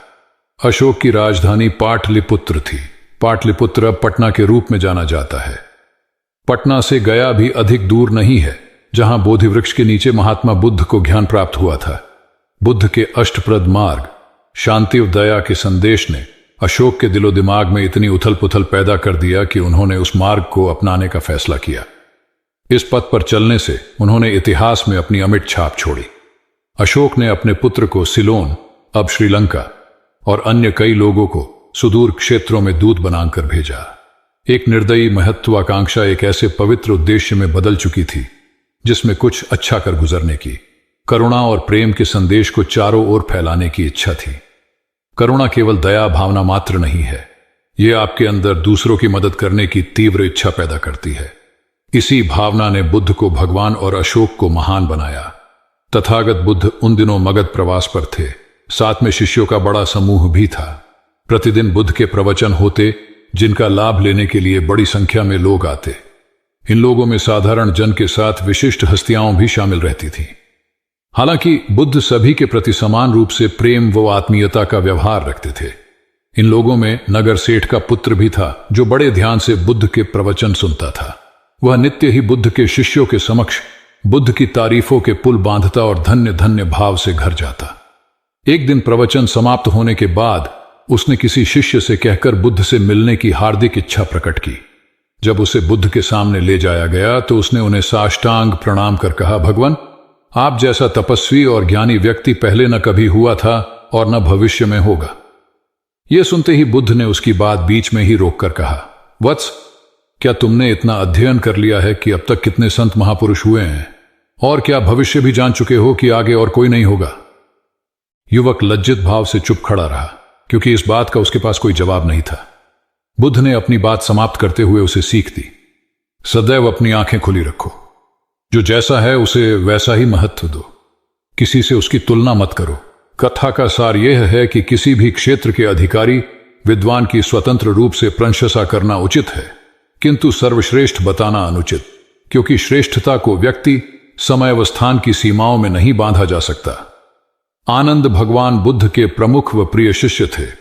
उनके स्वभाव में उदारता, स्नेह व सहिष्णुता जैसे गुण शामिल थे। वे सभी के प्रति समान व्यवहार करते थे। उनकी दृष्टि में कोई छोटा या बड़ा नहीं था। एक बार आनंद कहीं जा रहे थे। रास्ते में उन्हें बड़े जोर की प्यास लगी। आसपास देखा तो निकट ही कुआं दिखाई दिया। वे वहां पहुंचे। कुएं से एक लड़की पानी भर रही थी। आनंद ने उसके पास जाकर कहा, बहन, मैं बड़ी दूर से आ रहा हूं, मुझे बहुत जोर से प्यास लगी है, कृपा कर पानी पिला दो। उनकी बात सुनते ही लड़की कांप उठी, क्योंकि वह अछूत जाति की थी। वह जानती थी कि किसी ऊंची जाति के व्यक्ति को पानी पिलाना उसके अधिकार क्षेत्र से बाहर है। वह निगाह नीची कर चुपचाप खड़ी रही।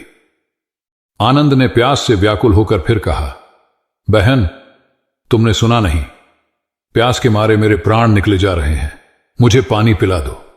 लड़की भयवश कुछ नहीं बोल पाई। जब आनंद ने बड़े स्नेह से उससे पानी न पिलाने का कारण पूछा तो वह बोली, मैं निम्न जाति की कन्या हूं, आपको पानी कैसे पिला सकती हूं?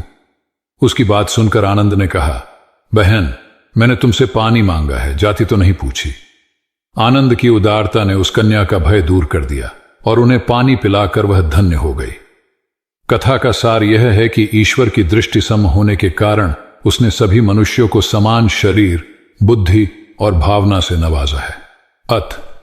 अपने सृष्टिकर्ता के विरुद्ध जाकर मानव मानव में भेद करना सर्वथा अनुचित है। एक बार भगवान बुद्ध अपने शिष्यों के साथ पाटलिपुत्र पहुंचे। सभी लोग एक विहार में रुके। भोजन के बाद बुद्ध ने आनंद से अगले दिन से प्रवचन आरंभ करने को कहा। अगले दिन बुद्ध का प्रवचन सुनने बड़ी संख्या में लोग उपस्थित थे। बुद्ध प्रवचन देने के बाद लोगों से मिलते, उनकी समस्याएं सुनते और नेक सलाह देते। एक दिन प्रवचन के समय बुद्ध के शिष्य आनंद ने उनसे पूछा, भंते, आपके सामने हजारों लोग बैठे हैं, बताइए कि इनमें सबसे सुखी कौन है? बुद्ध ने एक विहंगम दृष्टि भीड़ पर डालते हुए कहा, वह देखो, सबसे पीछे एक दुबला पतला फटे वस्त्र पहने जो आदमी बैठा है, वह सर्वाधिक सुखी है। आनंद सहमत नहीं हुआ। वह बोला, यह कैसे संभव है? वह तो बहुत दयनीय जान पड़ता है। बुद्ध ने अपनी बात सिद्ध करने के लिए बारी बारी से सामने बैठे लोगों से पूछा, तुम्हें क्या चाहिए? किसी ने संतान मांगी तो किसी ने मकान, कोई रोग मुक्ति चाहता था तो कोई अपने शत्रु पर विजय। ऐसा एक भी व्यक्ति नहीं था जिसे कोई इच्छा ना हो। अंत में बुद्ध ने उस फटेहाल आदमी को बुलाकर पूछा, तुम्हें क्या चाहिए? उसने हाथ जोड़कर जवाब दिया, कुछ नहीं। यदि ईश्वर को मुझे कुछ देना ही है तो बस इतना कर दें कि मेरे अंदर कभी कोई चाह पैदा ना हो। मैं ऐसे ही स्वयं को सबसे बड़ा सुखी मानता हूं। उसकी बात सुनकर आनंद से बुद्ध ने कहा, आनंद, जहां चाह है वहां सुख नहीं हो सकता। आनंद ने बुद्ध की इस शिक्षा को सदा के लिए गांठ बांध लिया। सार यह है कि लालसा से लोभ बढ़ता है जो असंतोष का जनक होता है। यदि सही अर्थों में सुख पाना है तो किसी लालसा की बजाय उपलब्ध स्थितियों में संतुष्ट रहना चाहिए। गौतम बुद्ध ने बहुत से अज्ञानी लोगों को सम्यक दृष्टि प्रदान की थी। तब को बात है, कौसाम्बी में एक ब्रह्मचारी रहता था। उसे अभिमान था कि उस जैसा कोई विद्वान नहीं है, इसलिए अपने साथ सदैव जलती मशाल रखता था। गौतम बुद्ध ने देखा तो उसे पूछा, अरे, ये मशाल लिए क्यों घूमते हो? ब्रह्मचारी ने उत्तर दिया, सभी प्राणी अंधकार और अज्ञान में पथश्रष्ट हैं, उन्हें रास्ता दिखाने के लिए मशाल लिए घूमता हूं। तथागत ने पूछा, क्या तुम्हें 4 प्रकार की विद्याओं, शब्द विद्या, नक्षत्र विद्या, राज विद्या व युद्ध विद्या का पूर्ण ज्ञान है? ब्रह्मचारी ने अपनी अनभिज्ञता प्रकट करते हुए मशाल फेंक कर तथागत के चरणों में मस्तक झुका दिया। उसका ज्ञान गर्व चूर हो गया। जो दूसरों को मूर्ख समझकर उनसे घृणा करता है, वो उस व्यक्ति की तरह है जो स्वयं अंधा होकर दूसरों को मशाल दिखाता घूमता है। अहंकारी कभी विवेकवान नहीं हो सकता और बिना विवेक के सत असत का ज्ञान नहीं हो सकता। अंततः ऐसे विवेकांत व्यक्ति को जीवन में कोई उपलब्धि प्राप्त नहीं होती, हताशा ही हाथ लगती है। काशाय वस्त्र पहन लिए। उसने सुना, आप एकाहारी हो गए हैं, वह भी एकाहारी हो गई। आपने उत्तम पलंग पर सोना त्याग दिया है तो इसने भी त्याग दिया। आपने माला का त्याग किया, गंध का त्याग किया तो इसने भी वह सब त्याग दिया। मायके वाले इसे संदेश भेजते हैं, वे इसे ले जाना चाहते हैं, लेकिन यह यहीं रहती है, इसी कक्ष में। यह गुण की मूर्ति है। राजा स्नेह से अपनी बहू को देखते रहे। अचानक तथागत उठे, उस कक्ष से बाहर चले गए। शाक्य मुनि ने शिष्यों को शांत रहने को कहा था, लेकिन वे स्वयं उस कक्ष से बाहर चले गए। मैं हमेशा सोचता हूं उस पल क्या हुआ होगा, उनके मन के भीतर कैसे कैसे विचार उठते होंगे। क्या संबोधि एक लघु क्षण होता है या दीर्घ क्षण? क्या संबोधि एक अनंत अभ्यास है? क्या संयम उसका गरुड़यान है? धम्मपद का 13वां श्लोक बार बार याद आता है। यथागारम दुछेन बुट्टी समति विभजति एवं अभावितम चित्तम राघो समति विभजति। घर की छत मजबूत ना हो, सही तरह से उसे घास फूस से ढका ना गया हो, तो बरसात के दिनों में उसमें से पानी रिसता है, घर भर में फैल जाता है। उसी तरह ध्यान और एकाग्रता हमारे व्यक्तित्व की छत है। गौतम बुद्ध एक बार अपने शिष्यों के साथ प्रवास पर निकले। एक नगर से दूसरे नगर तक जाने की राह में वन पड़ता था। वन क्षेत्र में प्रवेश करने के साथ ही कुछ दूर चलने पर बुद्ध एक जगह रुक गए। पीछे आ रहे शिष्यों का समूह भी उन्हें देख उसी स्थान पर रुका, लेकिन वहां रुके रहना शिष्यों के लिए मुश्किल हो गया, क्योंकि सामने एक क्षत विक्षत शव पड़ा था और उसकी दुर्गंध वातावरण में फैल रही थी। शिष्यों ने अपने वस्त्र से नाक बंद कर ली, लेकिन बुद्ध शव की ओर टकटकी लगाए देखते रहे। एक शिष्य ने साहस कर विनम्रता पूर्वक गौतम बुद्ध से अनुरोध किया, भगवान, यहां से शीघ्र चलना ही उचित होगा। यहां शव पड़ा है और बहुत दुर्गंध आ रही है। बुद्ध मुस्कुराए और शिष्यों की ओर उन्मुख होते हुए बोले, बताइए, इस सब में सौंदर्य दिखाई देता है? शिष्यों ने कहा, भगवान, यह कैसा प्रश्न है? सौंदर्य और शव में? जीवन था तब तक सौंदर्य, अब तो सब समाप्त हो गया। बुद्ध ने शव की ओर इशारा करके बताया, देखो, जब कभी यह व्यक्ति जीवित रहा होगा इसकी दंत पंक्तियां अद्वितीय रही होंगी। मृत्यु के बाद भी इसके दंत देखकर यही साबित होता है। वहां खड़े सभी शिष्यों ने दृष्टि डाली तो पाया बुद्ध सही कह रहे थे। तब शिष्यों को भान हुआ कि शव में भी अच्छाई हो सकती है। दरअसल सौंदर्य निर्जीव में भी नजर आ सकता है। केवल शर्त यह है कि दृष्टि बुद्ध के समान बुराई में भी अच्छाई देखने वाली होनी चाहिए। गुलाब की एक शाखा में फूल की तुलना में कांटे ही अधिक होते हैं, पर हम फूल चुनते हैं, कांटे नहीं। ठीक इसी तरह किसी में 100 बुराइयां नहीं, अच्छाई देखनी चाहिए। प्राचीन सियालकोट में एक बार बौद्धों का बहुत बड़ा भिक्षु संघ आया। इस संघ को एक ऐसे वेद पाठी ब्राह्मण के विषय में झांत हुआ जो इतना रूढ़िवादी था कि किसी अवैदिक पंडित की छाया भी स्वयं पर नहीं पड़ने देता था। उसे सुधारने का बीड़ा एक भिक्षु ने उठाया। अगले दिन वह अपना भिक्षा पात्र लेकर ब्राह्मण के घर पहुंच गया और पूछा, कुछ आहार पानी की सुविधा है?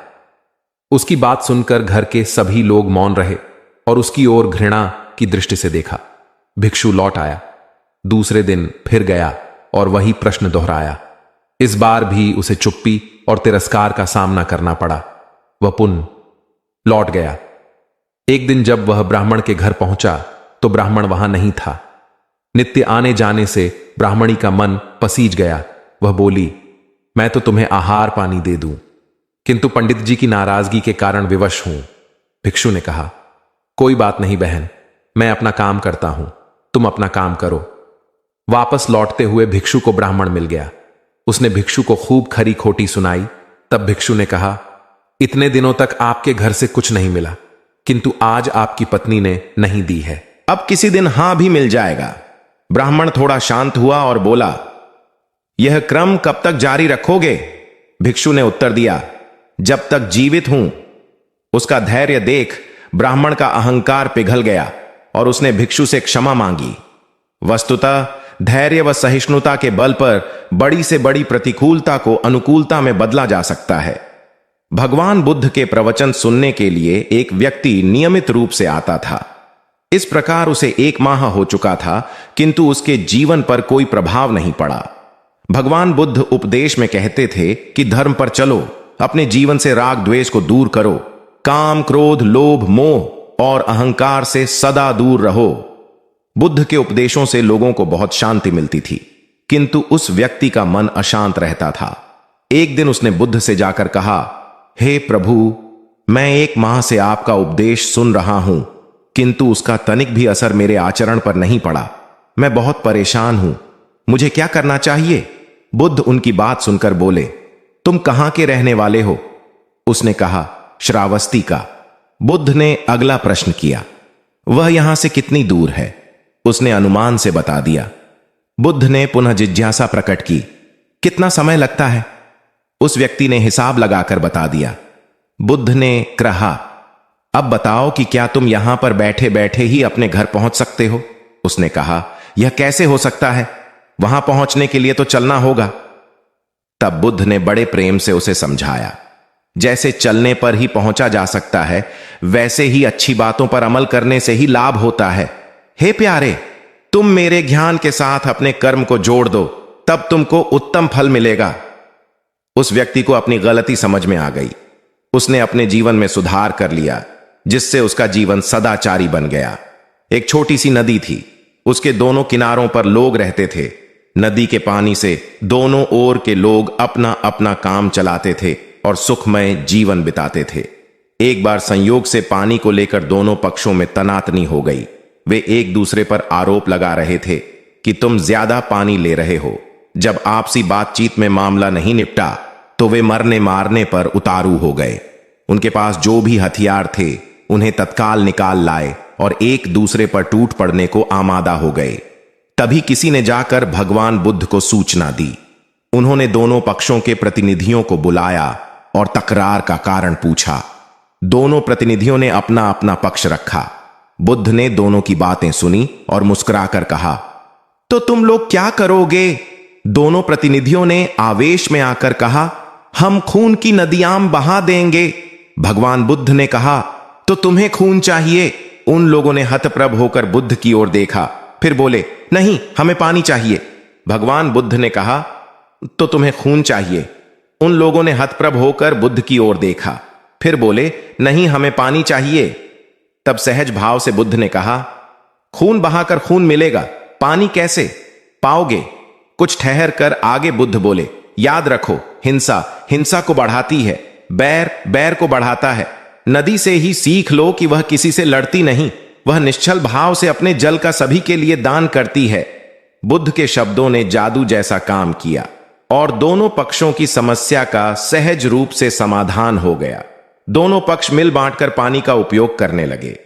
कुल बुद्ध एक दिन वैशाली में प्रवचन दे रहे थे। विशाल जनसमूह उन्हें अत्यंत शांति और तन्मयता से सुन रहा था। कहीं कोई शोर नहीं था, मात्र बुद्ध की वाणी गूंज रही थी। बुद्ध के शिष्यों के साथ उपस्थित लोग बुद्ध के अमृत वचनों का पान पूर्ण एकाग्रता से कर रहे थे। तभी उस शांत वातावरण में खलल उत्पन्न करती एक व्यक्ति की जोरदार आवाज आई, आज मुझे सभा में बैठने की अनुमति क्यों नहीं दी गई? बुद्ध उस व्यक्ति का चिल्लाना सुनकर भी मौन रहे। उस व्यक्ति ने पुनः चिल्लाकर यही प्रश्न पूछा। बुद्ध ने नेत्र बंद कर लिए। उनका एक शिष्य बोल उठा, भगवान, बाहर खड़े अपने इस शिष्य को अंदर आने की अनुमति दीजिए। बुद्ध ने नेत्र खोलकर कहा, नहीं, यह अस्पृश्य है। शिष्यगण बुद्ध के मुंह से अस्पृश्य शब्द सुनकर विस्मित हुए और उन्होंने पूछा, वह अस्पृश्य क्यों? कैसे? भगवान, आपके धर्म में तो जात पात का भेद नहीं है।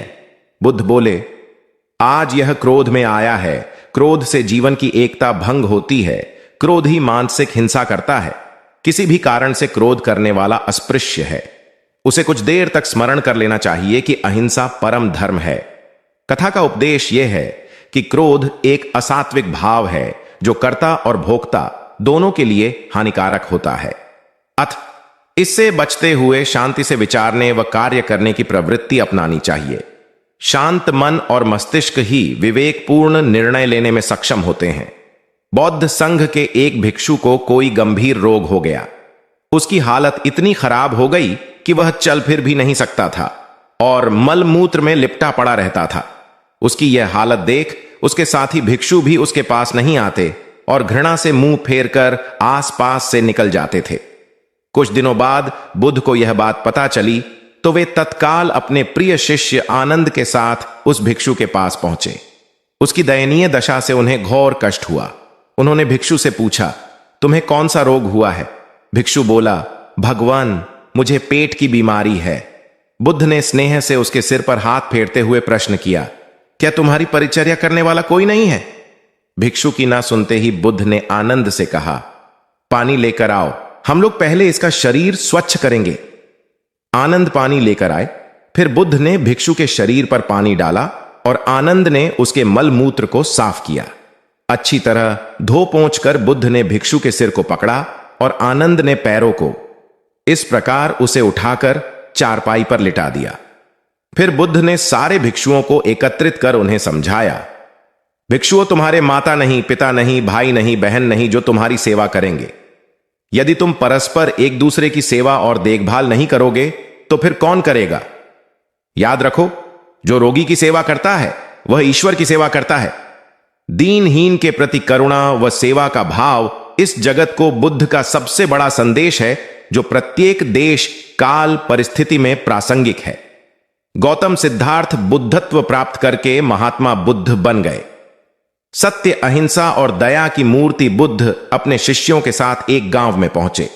कुछ अज्ञानी लोग उनके विरोधी थे। वे बुद्ध को अपशब्द कहने लगे। बुद्ध के शिष्यों को बहुत बुरा लगा, मगर बुद्ध ने उन्हें समझाया, ये लोग तो केवल अपशब्द ही कह रहे हैं। अगर ये पत्थर भी मार रहे होते तो भी मैं कहता कि मारने दो। मैं जानता हूं कि ये लोग कुछ कहना चाहते हैं, लेकिन क्रोध के मारे वह कह नहीं पा रहे हैं। 10 साल पहले यदि यही लोग मुझे गाली देते तो मैं इन्हें भी गाली देता, लेकिन अब तो लेन देन से मुक्ति मिल चुकी है। क्रोध से अपशब्द निकलते हैं। यहां तो क्रोध भवन कब का ढह चुका है। अपशब्द कहने वाले बड़ी मुश्किल में पड़ गए। तभी बुद्ध ने अपने शिष्यों से पूछा, इस गांव में कुछ लोग अपशब्द कह रहे हैं, इन्हें बताओ कि वहां के लोग फल और मिठाइयां लेकर आए थे। बुद्ध ने पूछा, फिर मैंने क्या किया था? शिष्यों ने बताया, आपने सारे फल और मिठाइयां यह कहकर वापस कर दी कि अब लेने वाला विदा हो चुका है, इन्हें वापस ले जाओ। आपने कहा था कि 10 साल पहले आते तो मैं सारे उपहार ले लेता। बुद्ध ने पूछा, फिर उन लोगों ने मिठाइयों का क्या किया होगा? शिष्यों ने बताया, गांव में बांट दी होगी। बुद्ध बोले, उन लोगों ने मिठाइयां गांव में बांट दी, लेकिन मैं उन लोगों से कहूंगा कि अपशब्द में न बांटें। बुद्ध फिर बोले, ये लोग अपशब्दों के थाल सजाकर लाए हैं, लेकिन ये गलत आदमी के पास आ गए हैं। ये मुझसे क्रोध नहीं करवा सकते। ठीक खूंटी की तरह जो किसी को नहीं टांगती, लोग उस पर वस्त्र टांग देते हैं। एक बार जैतवन के सभी ग्रामवासी भगवान बुद्ध के दर्शन करने और उपदेश सुनने के लिए एकत्र हुए। उस समय महाकश्यप, मौदगल्यायन, सारिपुत्र, चुंद और देवदत्त जैसे प्रबुद्ध जन बुद्ध के साथ धर्म विषय गंभीर चर्चा में तन्मय थे। ग्रामवासी थोड़ा ठिठक कर खड़े हो गए, क्योंकि इतने ज्ञानी जनों के बीच उन सभी को असहज सा महसूस हो रहा था। कुछ देर बाद बुद्ध की दृष्टि इन ग्रामवासियों पर पड़ी।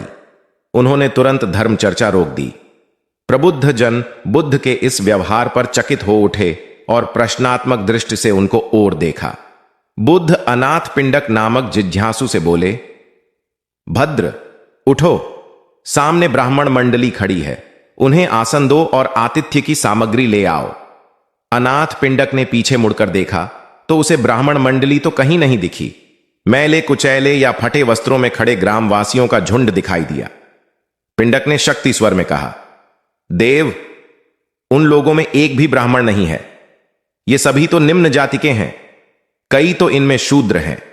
बुद्ध गंभीर होकर बोले, पिंडक, जो व्यक्ति सदा श्रद्धावान है वह ब्राह्मण ही है। ये लोग प्रयोजन के लिए भावयुक्त होकर आए हैं, इसलिए इस समय तो ये ब्राह्मण ही हैं। अत तुम इनका समुचित सत्कार करो। कथा का इंगित यह है कि व्यक्ति जन्म से नहीं, कर्म से ब्राह्मण होता है। जो सद्गुणी हो और सत्कर्मी हो वे शूद्र जाति में जन्मने के बावजूद ब्राह्मण हैं तथा उसी रूप में उनका आदर किया जाना चाहिए। यदि जीवन का संतुलन बिगड़ा और थकान आई तो समझ लीजिए कि बीमारी आई, और यदि वापस ऊर्जा अर्जित करने के लिए विश्राम किया जा रहा है तो ऐसी थकान वरदान भी साबित हो सकती है। इन दिनों जिस तरह की हमारी जीवन शैली है, इसमें असंतुलन बहुत अधिक है। सुबह उठने से लेकर रात को सोने तक शरीर की कुछ नियमित क्रियाएं हैं, आदमी उसे भूल गया है। गौतम बुद्ध बहुत काम करते पर कभी थकते नहीं थे। आज भी कई साधु संत उतना ही परिश्रम कर रहे हैं जितना एक कॉर्पोरेट जगत का सफल व्यक्ति करता है, और जब वे रात को सोते हैं तो पूरी बेफिक्री के साथ।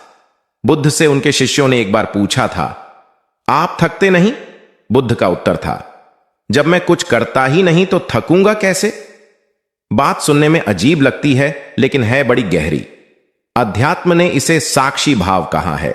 स्वयं को करते हुए देखना, यह वह स्थिति होती है जब तन सक्रिय और मन विश्राम की मुद्रा में होता है। आज ज्यादातर लोग असमय, अकारण थक जाते हैं, जिसका एक बड़ा कारण असंतुलित जीवन है। एक होता है थकान को महसूस करना और दूसरा है स्वाभाविक थकान। जिस समय आपकी रुचियों, इच्छाओं और मूल स्वभाव में धीमापन आने लगे, अकारण चिड़चिड़ाहट हो जाए, समझ लें कि यह थकान बीमारी है। इसलिए प्रतिदिन योग, प्राणायाम और ध्यान करें। ये क्रियाएं अपने आप में एक विश्राम है। करने वाला कोई और है, हम तो महज उसके हाथों की कठपुतली हैं। महात्मा बुद्ध का उपदेश। दाता दाता चले गए, रह गए अब कंजूस। दान मान समझे नहीं, लड़ने को तजबूत। एक बार प्रदेश में अकाल पड़ा। यह देखकर गौतम बुद्ध को बड़ा दुख हुआ। उन्होंने लोगों से कहा कि बहुत से लोग अन्न और वस्त्र के लिए तरस रहे हैं। उनकी सहायता करना हर मनुष्य का धर्म है। आप लोगों से जो कुछ बने वह दान करें। बुद्ध का उपदेश सुनकर सब लोग बिना दिए अपने अपने घर चले गए। एक गरीब व्यक्ति बैठा ही रहा। उसने सोचा कि मेरे पास तो ये वस्त्र हैं, अगर मैं इन्हें उतार कर दे दूंगा तो नंगा हो जाऊंगा। उसने फिर से सोचा कि मनुष्य बिना वस्त्र के पैदा होता है और बिना वस्त्र के ही चला जाता है। न जाने कितने साधु सन्यासी बिना वस्त्र के रहते हैं, फिर मैं बिना वस्त्र के क्यों नहीं रह सकता? उसने अपने वस्त्र उतार कर बुद्ध को दे दिए। भगवान बुद्ध ने उसे आशीर्वाद दिया। वह प्रसन्न होकर घर की ओर चल पड़ा। वह खुशी से चिल्लाकर कह रहा था, मैंने अपने आधे मन को जीत लिया है। तभी सामने से राजा की सवारी आ रही थी। उस गरीब की बात सुनकर राजा ने उसे अपने पास बुलाया और पूछा कि तुमने आधे मन को कैसे जीता है। उस गरीब ने कहा कि भगवान बुद्ध दुखियों के लिए दान मांग रहे थे। यह सुनकर मैंने अपने वस्त्र उतार दिए। पहले तो मेरे मन ने इनकार किया, फिर मैंने उसे समझाया कि मनुष्य बिना वस्त्र के पैदा होता है और मृत्यु होने पर साथ में कुछ भी नहीं जाता। राजा उसकी बात से बड़ा प्रसन्न हुआ। उसने मोतियों का हार और कीमती वस्त्र उसे दिए। उसने वह सब ले जाकर भगवान बुद्ध के चरणों में रख दिए। बुद्ध ने उसे हृदय से लगाते हुए कहा, जो दूसरों के लिए अपना सब कुछ दे देता है उसकी बराबरी कोई नहीं कर सकता। बुद्ध ने बालक को समझाया। गौतम बुद्ध ने समझाया ज्ञानी आदमी कैसे अपने ऊपर शासन करना जानता है। एक लड़का बहुत चतुर था। उसने बहुत सी कलाएं सीखी। उसे तीर चलाना आ गया। वह नाव खेने लगा और बढ़िया से बढ़िया मकान बनाना सीख गया। उसके बाद वह घर लौटा। बड़े घमंड से वह लोगों से कहता, इस दुनिया में मेरे मुकाबले का कोई नहीं है, मैं सब कुछ जानता हूं। गौतम बुद्ध ने यह देखा तो सोचा, इसे शिक्षा देनी चाहिए। उन्होंने एक बूढ़े का रूप बनाया और हाथ में भिक्षा पात्र लेकर उसके पास गए। लड़के ने पूछा, तुम कौन हो? बुद्ध ने कहा, मैं अपने मन को वश में रखने वाला एक आदमी हूं। उनकी बात लड़के को समझ में नहीं आई। उसने कहा, आपका मतलब? बुद्ध बोले, कोई आदमी तीर चलाना जानता है, कोई नाव खेना जानता है, कोई घर बनाना जानता है, लेकिन ज्ञानी आदमी अपने ऊपर शासन करना जानता है। लड़का बुद्ध के इतने कहने पर भी कुछ न समझ सका।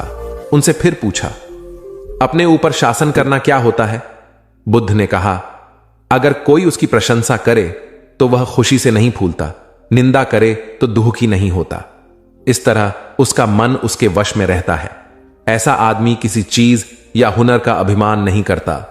बुद्ध की बात का उस लड़के पर ऐसा असर हुआ कि उस दिन से उसने डींग हाँकना बंद कर दिया। बुद्ध का शिष्य। महाभारत में बताया गया है कि भीष्म पितामह को इच्छा मृत्यु का वरदान प्राप्त था, अर्थात वे स्वयं जब तक मृत्यु का आह्वान न करें काल उनके पास भी नहीं भटक सकता था। इसी तरह अमरता को लेकर अनेक कथाएं प्रचलित हैं। महात्मा बुद्ध अपने शिष्यों के साथ भिक्षाटन पर जा रहे थे। रास्ते में शिष्यों ने एक पौधे की तरफ इशारा करते हुए पूछा, भंते, इस पौधे की उम्र क्या है? बुद्ध ने बताया कि यह अमर वृक्ष है, इसकी उम्र अंतहीन है। तभी एक शिष्य ने उस वृक्ष को जड़ से उखाड़ फेंक दिया और बुद्ध से बोला, गुरुवर, मैंने उसे एक ही पल में उखाड़ कर समाप्त कर दिया। बुद्ध मुस्कुराए और निश्शब्द आगे बढ़ गए। महीनों बाद जब चातुर्मास बिताकर वे उसी रास्ते से लौटे तो सभी ने उस पौधे को वापस हरा भरा देखा। वृक्ष को उखाड़ने वाले शिष्य ने पूछा, तथागत, आपको इस पौधे की अनश्वरता का कैसे पता चला?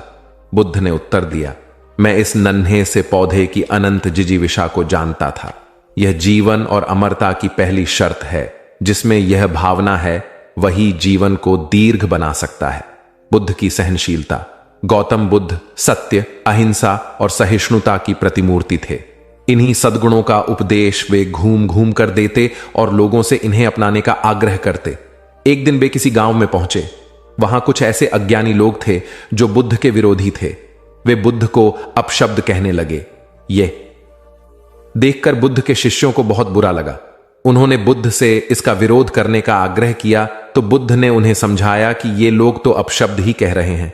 यदि ये पत्थर भी मार रहे होते तो भी मैं कहता कि मारने दो। मैं जानता हूं कि ये कुछ कहना चाहते हैं लेकिन क्रोध के कारण कह नहीं पा रहे। 10 साल पूर्व यदि ये ही लोग मुझे गाली देते तो मैं भी इन्हें गाली देता, किंतु अब तो लेन देन से मुक्ति मिल गई है। क्रोध से अपशब्द निकलते हैं। यहां तो क्रोध भवन कब का ढह चुका है। बुद्ध के विचार सुनकर अपशब्द कहने वाले हैरान रह गए। बुद्ध ने आगे अपने शिष्यों से कहा, इन लोगों को बताओ कि पिछले गांव में क्या हुआ था। शिष्यों ने बताया, वहां के लोग फल व मिठाइयां लेकर आए थे और आपने यह कहकर वे चीजें लौटा दी कि अब लेने वाला विदा हो चुका है। 10 साल पहले आते तो मैं ये सभी उपहार ले लेता। बुद्ध बोले, उन लोगों ने मिठाइयां गांव में बांट दी, लेकिन आप ये अपशब्द गांव में न बांटे। आप मुझे क्रोध नहीं दिला सकते। ठीक उस खूंटी की तरह जो किसी को नहीं टांगती, लोग उस पर वस्त्र अवश्य टांग देते हैं। कथा का सार यह है कि साक्षी भाव सच्चे संत की पहचान है। जो अच्छे बुरे, लाभ हानि, अंपना पराया के संकीर्ण भाव से मुक्त हो जाता है, उसे ही संतत्व की प्राप्ति होती है। मगध राज्य का राजकुमार श्रोण बेहद उद्दंड था। उसको दूसरों के अपमान में आनंद की अनुभूति होती थी। दूसरों को अपमानित करने में वह उम्र का ख्याल भी नहीं करता था। जब माता पिता उसकी हरकतों से बहुत परेशान हो गए तो उन्होंने अपने महल में भगवान बुद्ध को आमंत्रित किया। बुद्ध जब महल में आए तो उन्होंने राजकुमार के विषय में सभी बातें सुनी। उन्होंने राजा से राजकुमार को प्रवचन में लाने के लिए कहा। श्रोण अपने पिता के साथ आया और प्रवचन की समाप्ति पर वह बुद्ध के चरणों में लौट गया। बुद्ध के वचनों से प्रभावित होकर वह बौद्ध धर्म में दीक्षित हो गया। उसका जीवन पूर्णतः बदल गया। कुछ समय बाद उसने प्रायश्चित्त करने के लिए अन्न जल का त्याग कर दिया। उसके इस कठोर प्रण के विषय में जब भगवान बुद्ध को झांत हुआ तो वे उसे देखने आए। उन्होंने स्नेहपूर्वक उसके मस्तक पर हाथ रखा और बोले, श्रोण, अन्न जल के त्याग के चलते तुम्हारा स्वास्थ्य गिरता जा रहा है। तुम संगीत के जानकार हो, अत उससे जुड़े मेरे एक प्रश्न का उत्तर दो। क्या वीणा के तार ढीले करने पर उससे स्वर लहरी फूटती है? श्रोण ने जवाब दिया, नहीं भगवानु। बुद्ध ने पुनः प्रश्न किया, तब तो तारों को खूब कसना पड़ता होगा? श्रोण बोला, नहीं, अधिक कसने से तार टूट सकते हैं। तब तथागत बोले, वीणा से मधुर संगीत निकालने के लिए उसके तारों को न तो अधिक ढीला रखना चाहिए और न ही अधिक कसना चाहिए। इसी प्रकार हमारा जीवन भी एक वीणा की तरह ही है, जिसे भली भांति चलाने के लिए सभी वस्तुओं का पूर्ण त्याग उचित नहीं है। श्रोण ने कठोर प्रतिज्ञा से मुक्ति ले ली और सहज जीवन जीने लगा। यह कथा जीवन को नैसर्गिक तरीके से जीने पर बल देती है, जिसमें उचित आवश्यकताओं की पूर्ति और अतिरिक्त इच्छाओं पर नियंत्रण का संदेश शामिल है। यदि जीवन को आवश्यकता, पूर्ति और संयम के संयम से संचालित किया जाए तो परम शांति प्रदायक होता है। गौतम बुद्ध को उनके अनुयायी यदि स्नेह से कहीं बुलाते तो वे अवश्य जाते।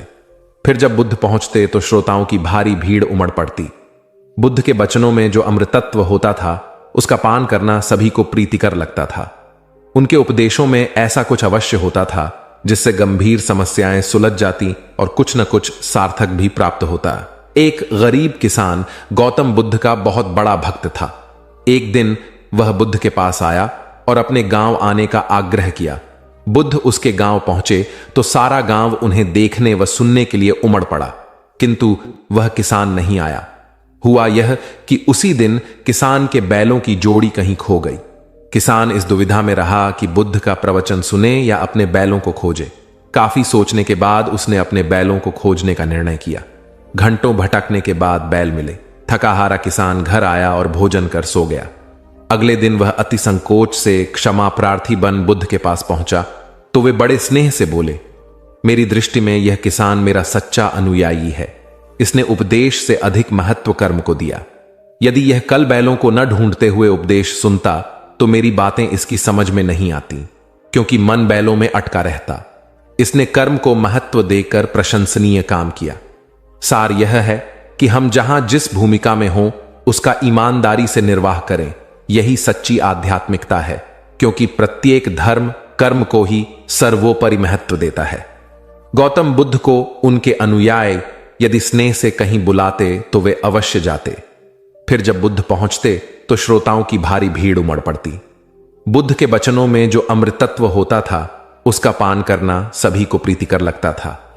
उनके उपदेशों में ऐसा कुछ अवश्य होता था जिससे गंभीर समस्याएं सुलझ जाती और कुछ न कुछ सार्थक भी प्राप्त हो। सार यह है कि हम जहां जिस भूमिका में हो उसका ईमानदारी से निर्वाह करें। यही सच्ची आध्यात्मिकता है, क्योंकि प्रत्येक धर्म कर्म को ही सर्वोपरि महत्व देता है। गौतम बुद्ध के पास उनका प्रिय शिष्य पूर्ण पहुंचा। बुद्ध ध्यानावस्था में बैठे थे। पूर्ण के पहुंचने पर उन्होंने आंखें थोड़ी सी खोली और पूर्ण से आने का कारण पूछा तो उसने कहा, मैं धर्म प्रचार के लिए जाना चाहता हूं, आपकी आज्ञा चाहिए। बुद्ध मुस्कुराए और कहा, पूर्ण, धर्म की राह बहुत मुश्किल है। तुम लोगों को अच्छी बातें बताने जाओगे और लोग तुम पर नाराज होंगे। हो सकता है कि अपशब्द भी कहे। इस पर पूर्ण ने कहा, कोई बात नहीं, मैं यह सोचकर उनकी बातों पर ध्यान नहीं दूंगा कि उन्होंने अपशब्द ही कहे, पिटाई तो नहीं की। बुद्ध बोले, हो सकता है कि कुछ लोग हाथ उठा दें। पूर्ण ने कहा, तब मैं यह सोचकर उन्हें क्षमा कर दूंगा कि उन्होंने मुझ पर शस्त्रों से प्रहार तो नहीं किया। बुद्ध फिर बोले, हे पूर्ण, हो सकता है कि कुछ लोग तुम पर शस्त्रों का भी उपयोग करें। पूर्ण ने उत्तर दिया, तब मैं यह सोचकर उनके प्रति कोई प्रतिकार की भावना नहीं रखूंगा कि उन्होंने मुझे मारा, पर जान से तो नहीं मार डाला, मुझे जीवित छोड़ दिया। बुद्ध ने फिर कहा, और यदि तुम्हारे प्राण ही ले लिए तब? पूर्ण ने तत्क्षण सिर झुकाकर कहा, तब मैं उनका आभारी रहूंगा कि उन्होंने धर्म के मार्ग पर मेरे प्राणों का उत्सर्ग करने में मेरी सहायता की। मैं उनके प्रति कृतज्ञ रहूंगा। तब बुद्ध ने आंखें खोली और आशीर्वाद देकर अनुमति दी तथा पूर्ण से कहा, अब तुम धर्म प्रचार करने के पात्र हो। जो किसी में भी कोई दोष न देखे वही सच्चा है। अच्छाई के मार्ग पर चलना बहुत मुश्किल काम है।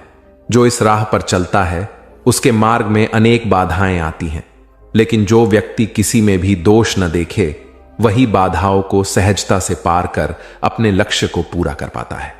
एक बार गौतम बुद्ध जब वन से गुजर रहे थे, तब एक राक्षसी हाथ में तलवार लेकर प्रकट हुई और कहा, अरे बुद्ध, आज तुम्हारे प्रेम को मेरी घृणा के सामने झुकना ही पड़ेगा। आज तुम्हारे जीवन का अंतिम दिन है। बुद्ध ने मुस्कुराते हुए उत्तर दिया, मैं घृणा, उपहास और द्वेष के आगे नतमस्तक नहीं होऊंगा। मैं निंदा, प्रशंसा अथवा उपहास किसी से भी प्रभावित नहीं होता। तुम मुझसे इतनी घृणा करती हो, पर मैं तो तुमसे भी प्रेम करता हूं। राक्षसी ने पूछा, तुम मुझसे प्रेम क्यों करते हो? बुद्ध बोले, मैं तुम्हें मां का रूप देख रहा हूं और मां तो प्रेम का रूप होती है, उसमें हिंसा हो ही नहीं सकती। इतना सुनते ही राक्षसी के हाथ से तलवार गिर पड़ी। हे बुद्ध, तुम धन्य हो। इतना कहते ही बहदेवी में बदल गई और अंतर्धान हो गई। दरअसल जो लोग दूसरों से द्वेष करते हैं, अंत में एक दिन घृणा उन्हें नष्ट कर देती है। घृणा से घिरे हुए लोगों को एक दिन घृणा ले डूबती है। प्रेम सत्य के आवरण से ढका होता है। सत्य से जुड़ा हुआ व्यक्ति सदैव आनंद में जीता है। सत्य को केवल अपने तक सीमित मत रखो, उसे अपने कर्मों में ढालना होगा। सत्य रूपी गुलाब की खुशबू है कर्म। अपने कर्म को प्रेम और सत्य में डुबो कर करो। प्रेम और सत्य मनुष्य को विकास की ओर ले जाते हैं। ध्यान रहे कि ये दोनों मार्ग ईश्वर की ओर जाते हैं। इस मार्ग पर चलने वाले सहज में ही आनंद और शांति को पा लेते हैं। गौतम बुद्ध भ्रमण करते हुए वैशाली नगर के वन विहार में पहुंचे। उनके आगमन का समाचार पूरे नगर में फैल गया। कुछ ही समय में मानो पूरा नगर उनके दर्शन के लिए उमड़ पड़ा। बड़े व्यापारी, शिक्षाविद, समाज सेवी, अधिकारी और राज परिवार से जुड़े कई वरिष्ठ भी वहां पहुंचे। सभी की भावना थी कि तथागत बुद्ध अपने शिष्यों सहित उनके निवास पर पहुंचे एवं भोज का आमंत्रण स्वीकारें।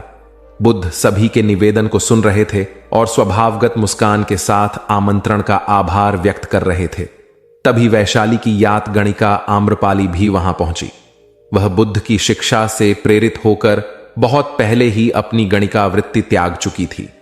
उसने भी बुद्ध को भोजन का आमंत्रण दिया। बुद्ध ने तत्काल उसे स्वीकार किया और अगले दिन भिक्षुओं सहित उसके घर आने की सहमति दे दी। बुद्ध के एक शिष्य को यह बात अच्छी नहीं लगी कि इतने सारे वरिष्ठों के निवेदन के बावजूद बुद्ध ने आम्रपाली का आमंत्रण स्वीकारा। शिष्य की दृष्टि में आम्रपाली गणिका होने से घृणित कर्म से जुड़ी रही थी। जब सभी लोग चले गए तब शिष्य ने पूछा, भगवान, इतने लोगों ने आपको न्योता दिया, फिर आपने आम्रपाली का ही आमंत्रण क्यों स्वीकारा? बुद्ध ने कहा, माना वह गणिका थी, लेकिन पश्चाताप की अग्नि में तपकर वह निर्मल हो चुकी है। यदि कोई व्यक्ति इस निर्मलता को प्राप्त कर ले तो वह उनसे भी श्रेष्ठ हो जाता है जो ऐसे किसी घृणित कर्म में लीन न रहे हों। ऐसे व्यक्ति का आमंत्रण स्वीकारने में संकोच नहीं होना चाहिए। कोई व्यक्ति जब तक बुरे कामों में संलग्न रहता है तब तक उससे दूरी रहे तो ठीक है, लेकिन जो बुरे कामों को छोड़ दे उसे स्वीकार करने में संकोच नहीं करना चाहिए। इससे उसकी अच्छाई की ओर बढ़ने की भावना को बल मिलता है। गौबुद्ध के जीवन की एक घटना है। उन्होंने नियम बना रखा था कि वे अपने संघ में स्त्रियों को स्थान नहीं देंगे। स्त्रियों के लिए भिक्षु होने की दीक्षा उन्होंने वर्जित कर रखी थी। एक समय गौतम बुद्ध एक गांव में ठहरे हुए थे। वहां महाप्रजापति गौतमी उनके पास पहुंची। उन्होंने बुद्ध से कहा, आप स्त्रियों को भी दीक्षा दें। किंतु बुद्ध ने अस्वीकार कर दिया। अनेक स्त्रियां इकट्ठी हुईं और उन्होंने विचार किया कि कैसे गौतम बुद्ध से स्वीकृति प्राप्त की जाए। स्त्रियों ने निर्णय लिया कि स्वयं सेविकाएं बनकर गौतम बुद्ध के समक्ष पहुंचा जाए। गौतमी ने अपने बाल काटे, भिक्षु के वस्त्र पहने और अनेक स्त्रियों के साथ बुद्ध के सामने पहुंच गई। उनकी यह मांग थी कि स्त्रियों को भी दीक्षा दी जाए। बुद्ध ने उनकी बात को स्वीकार नहीं किया। स्त्रियां निराश हुई। जब बुद्ध के एक शिष्य आनंद ने स्त्रियों को देखा, उनके पांव सूजे हुए थे, उन पर धूल चढ़ी हुई थी, उनकी आंखों से आंसू बह रहे थे। उन्होंने पूछा, क्या बात है? स्त्रियों ने कहा, बुद्ध उनके धर्म और नियम के अनुसार हमें भिक्षु होने की दीक्षा नहीं दे रहे हैं। जब आनंद ने व्यक्तिगत रूप से बुद्ध से निवेदन किया, बुद्ध को उन्होंने याद दिलाया, इस समय यह सामाजिक मान्यता है कि स्त्रियां मोक्ष की अधिकारी नहीं हैं, पुरुषों के मुकाबले निम्न हैं। तो क्या आप भी यह मानते हैं और इसलिए उन्हें दीक्षित नहीं कर रहे हैं? बुद्ध का उत्तर था, मुझे गलत न समझा जाए। मेरी मान्यता है कि पुरुष की तरह ही स्त्री भी निर्वाण प्राप्त कर सकती है, लेकिन मैं कुछ व्यावहारिक कारणों से स्त्रियों को संघ में शामिल करने और दीक्षा देने की स्वीकृति प्रदान नहीं कर रहा हूं। आनंद का उत्तर था, सिद्धांत और व्यवहार में परिवर्तन करना चाहिए।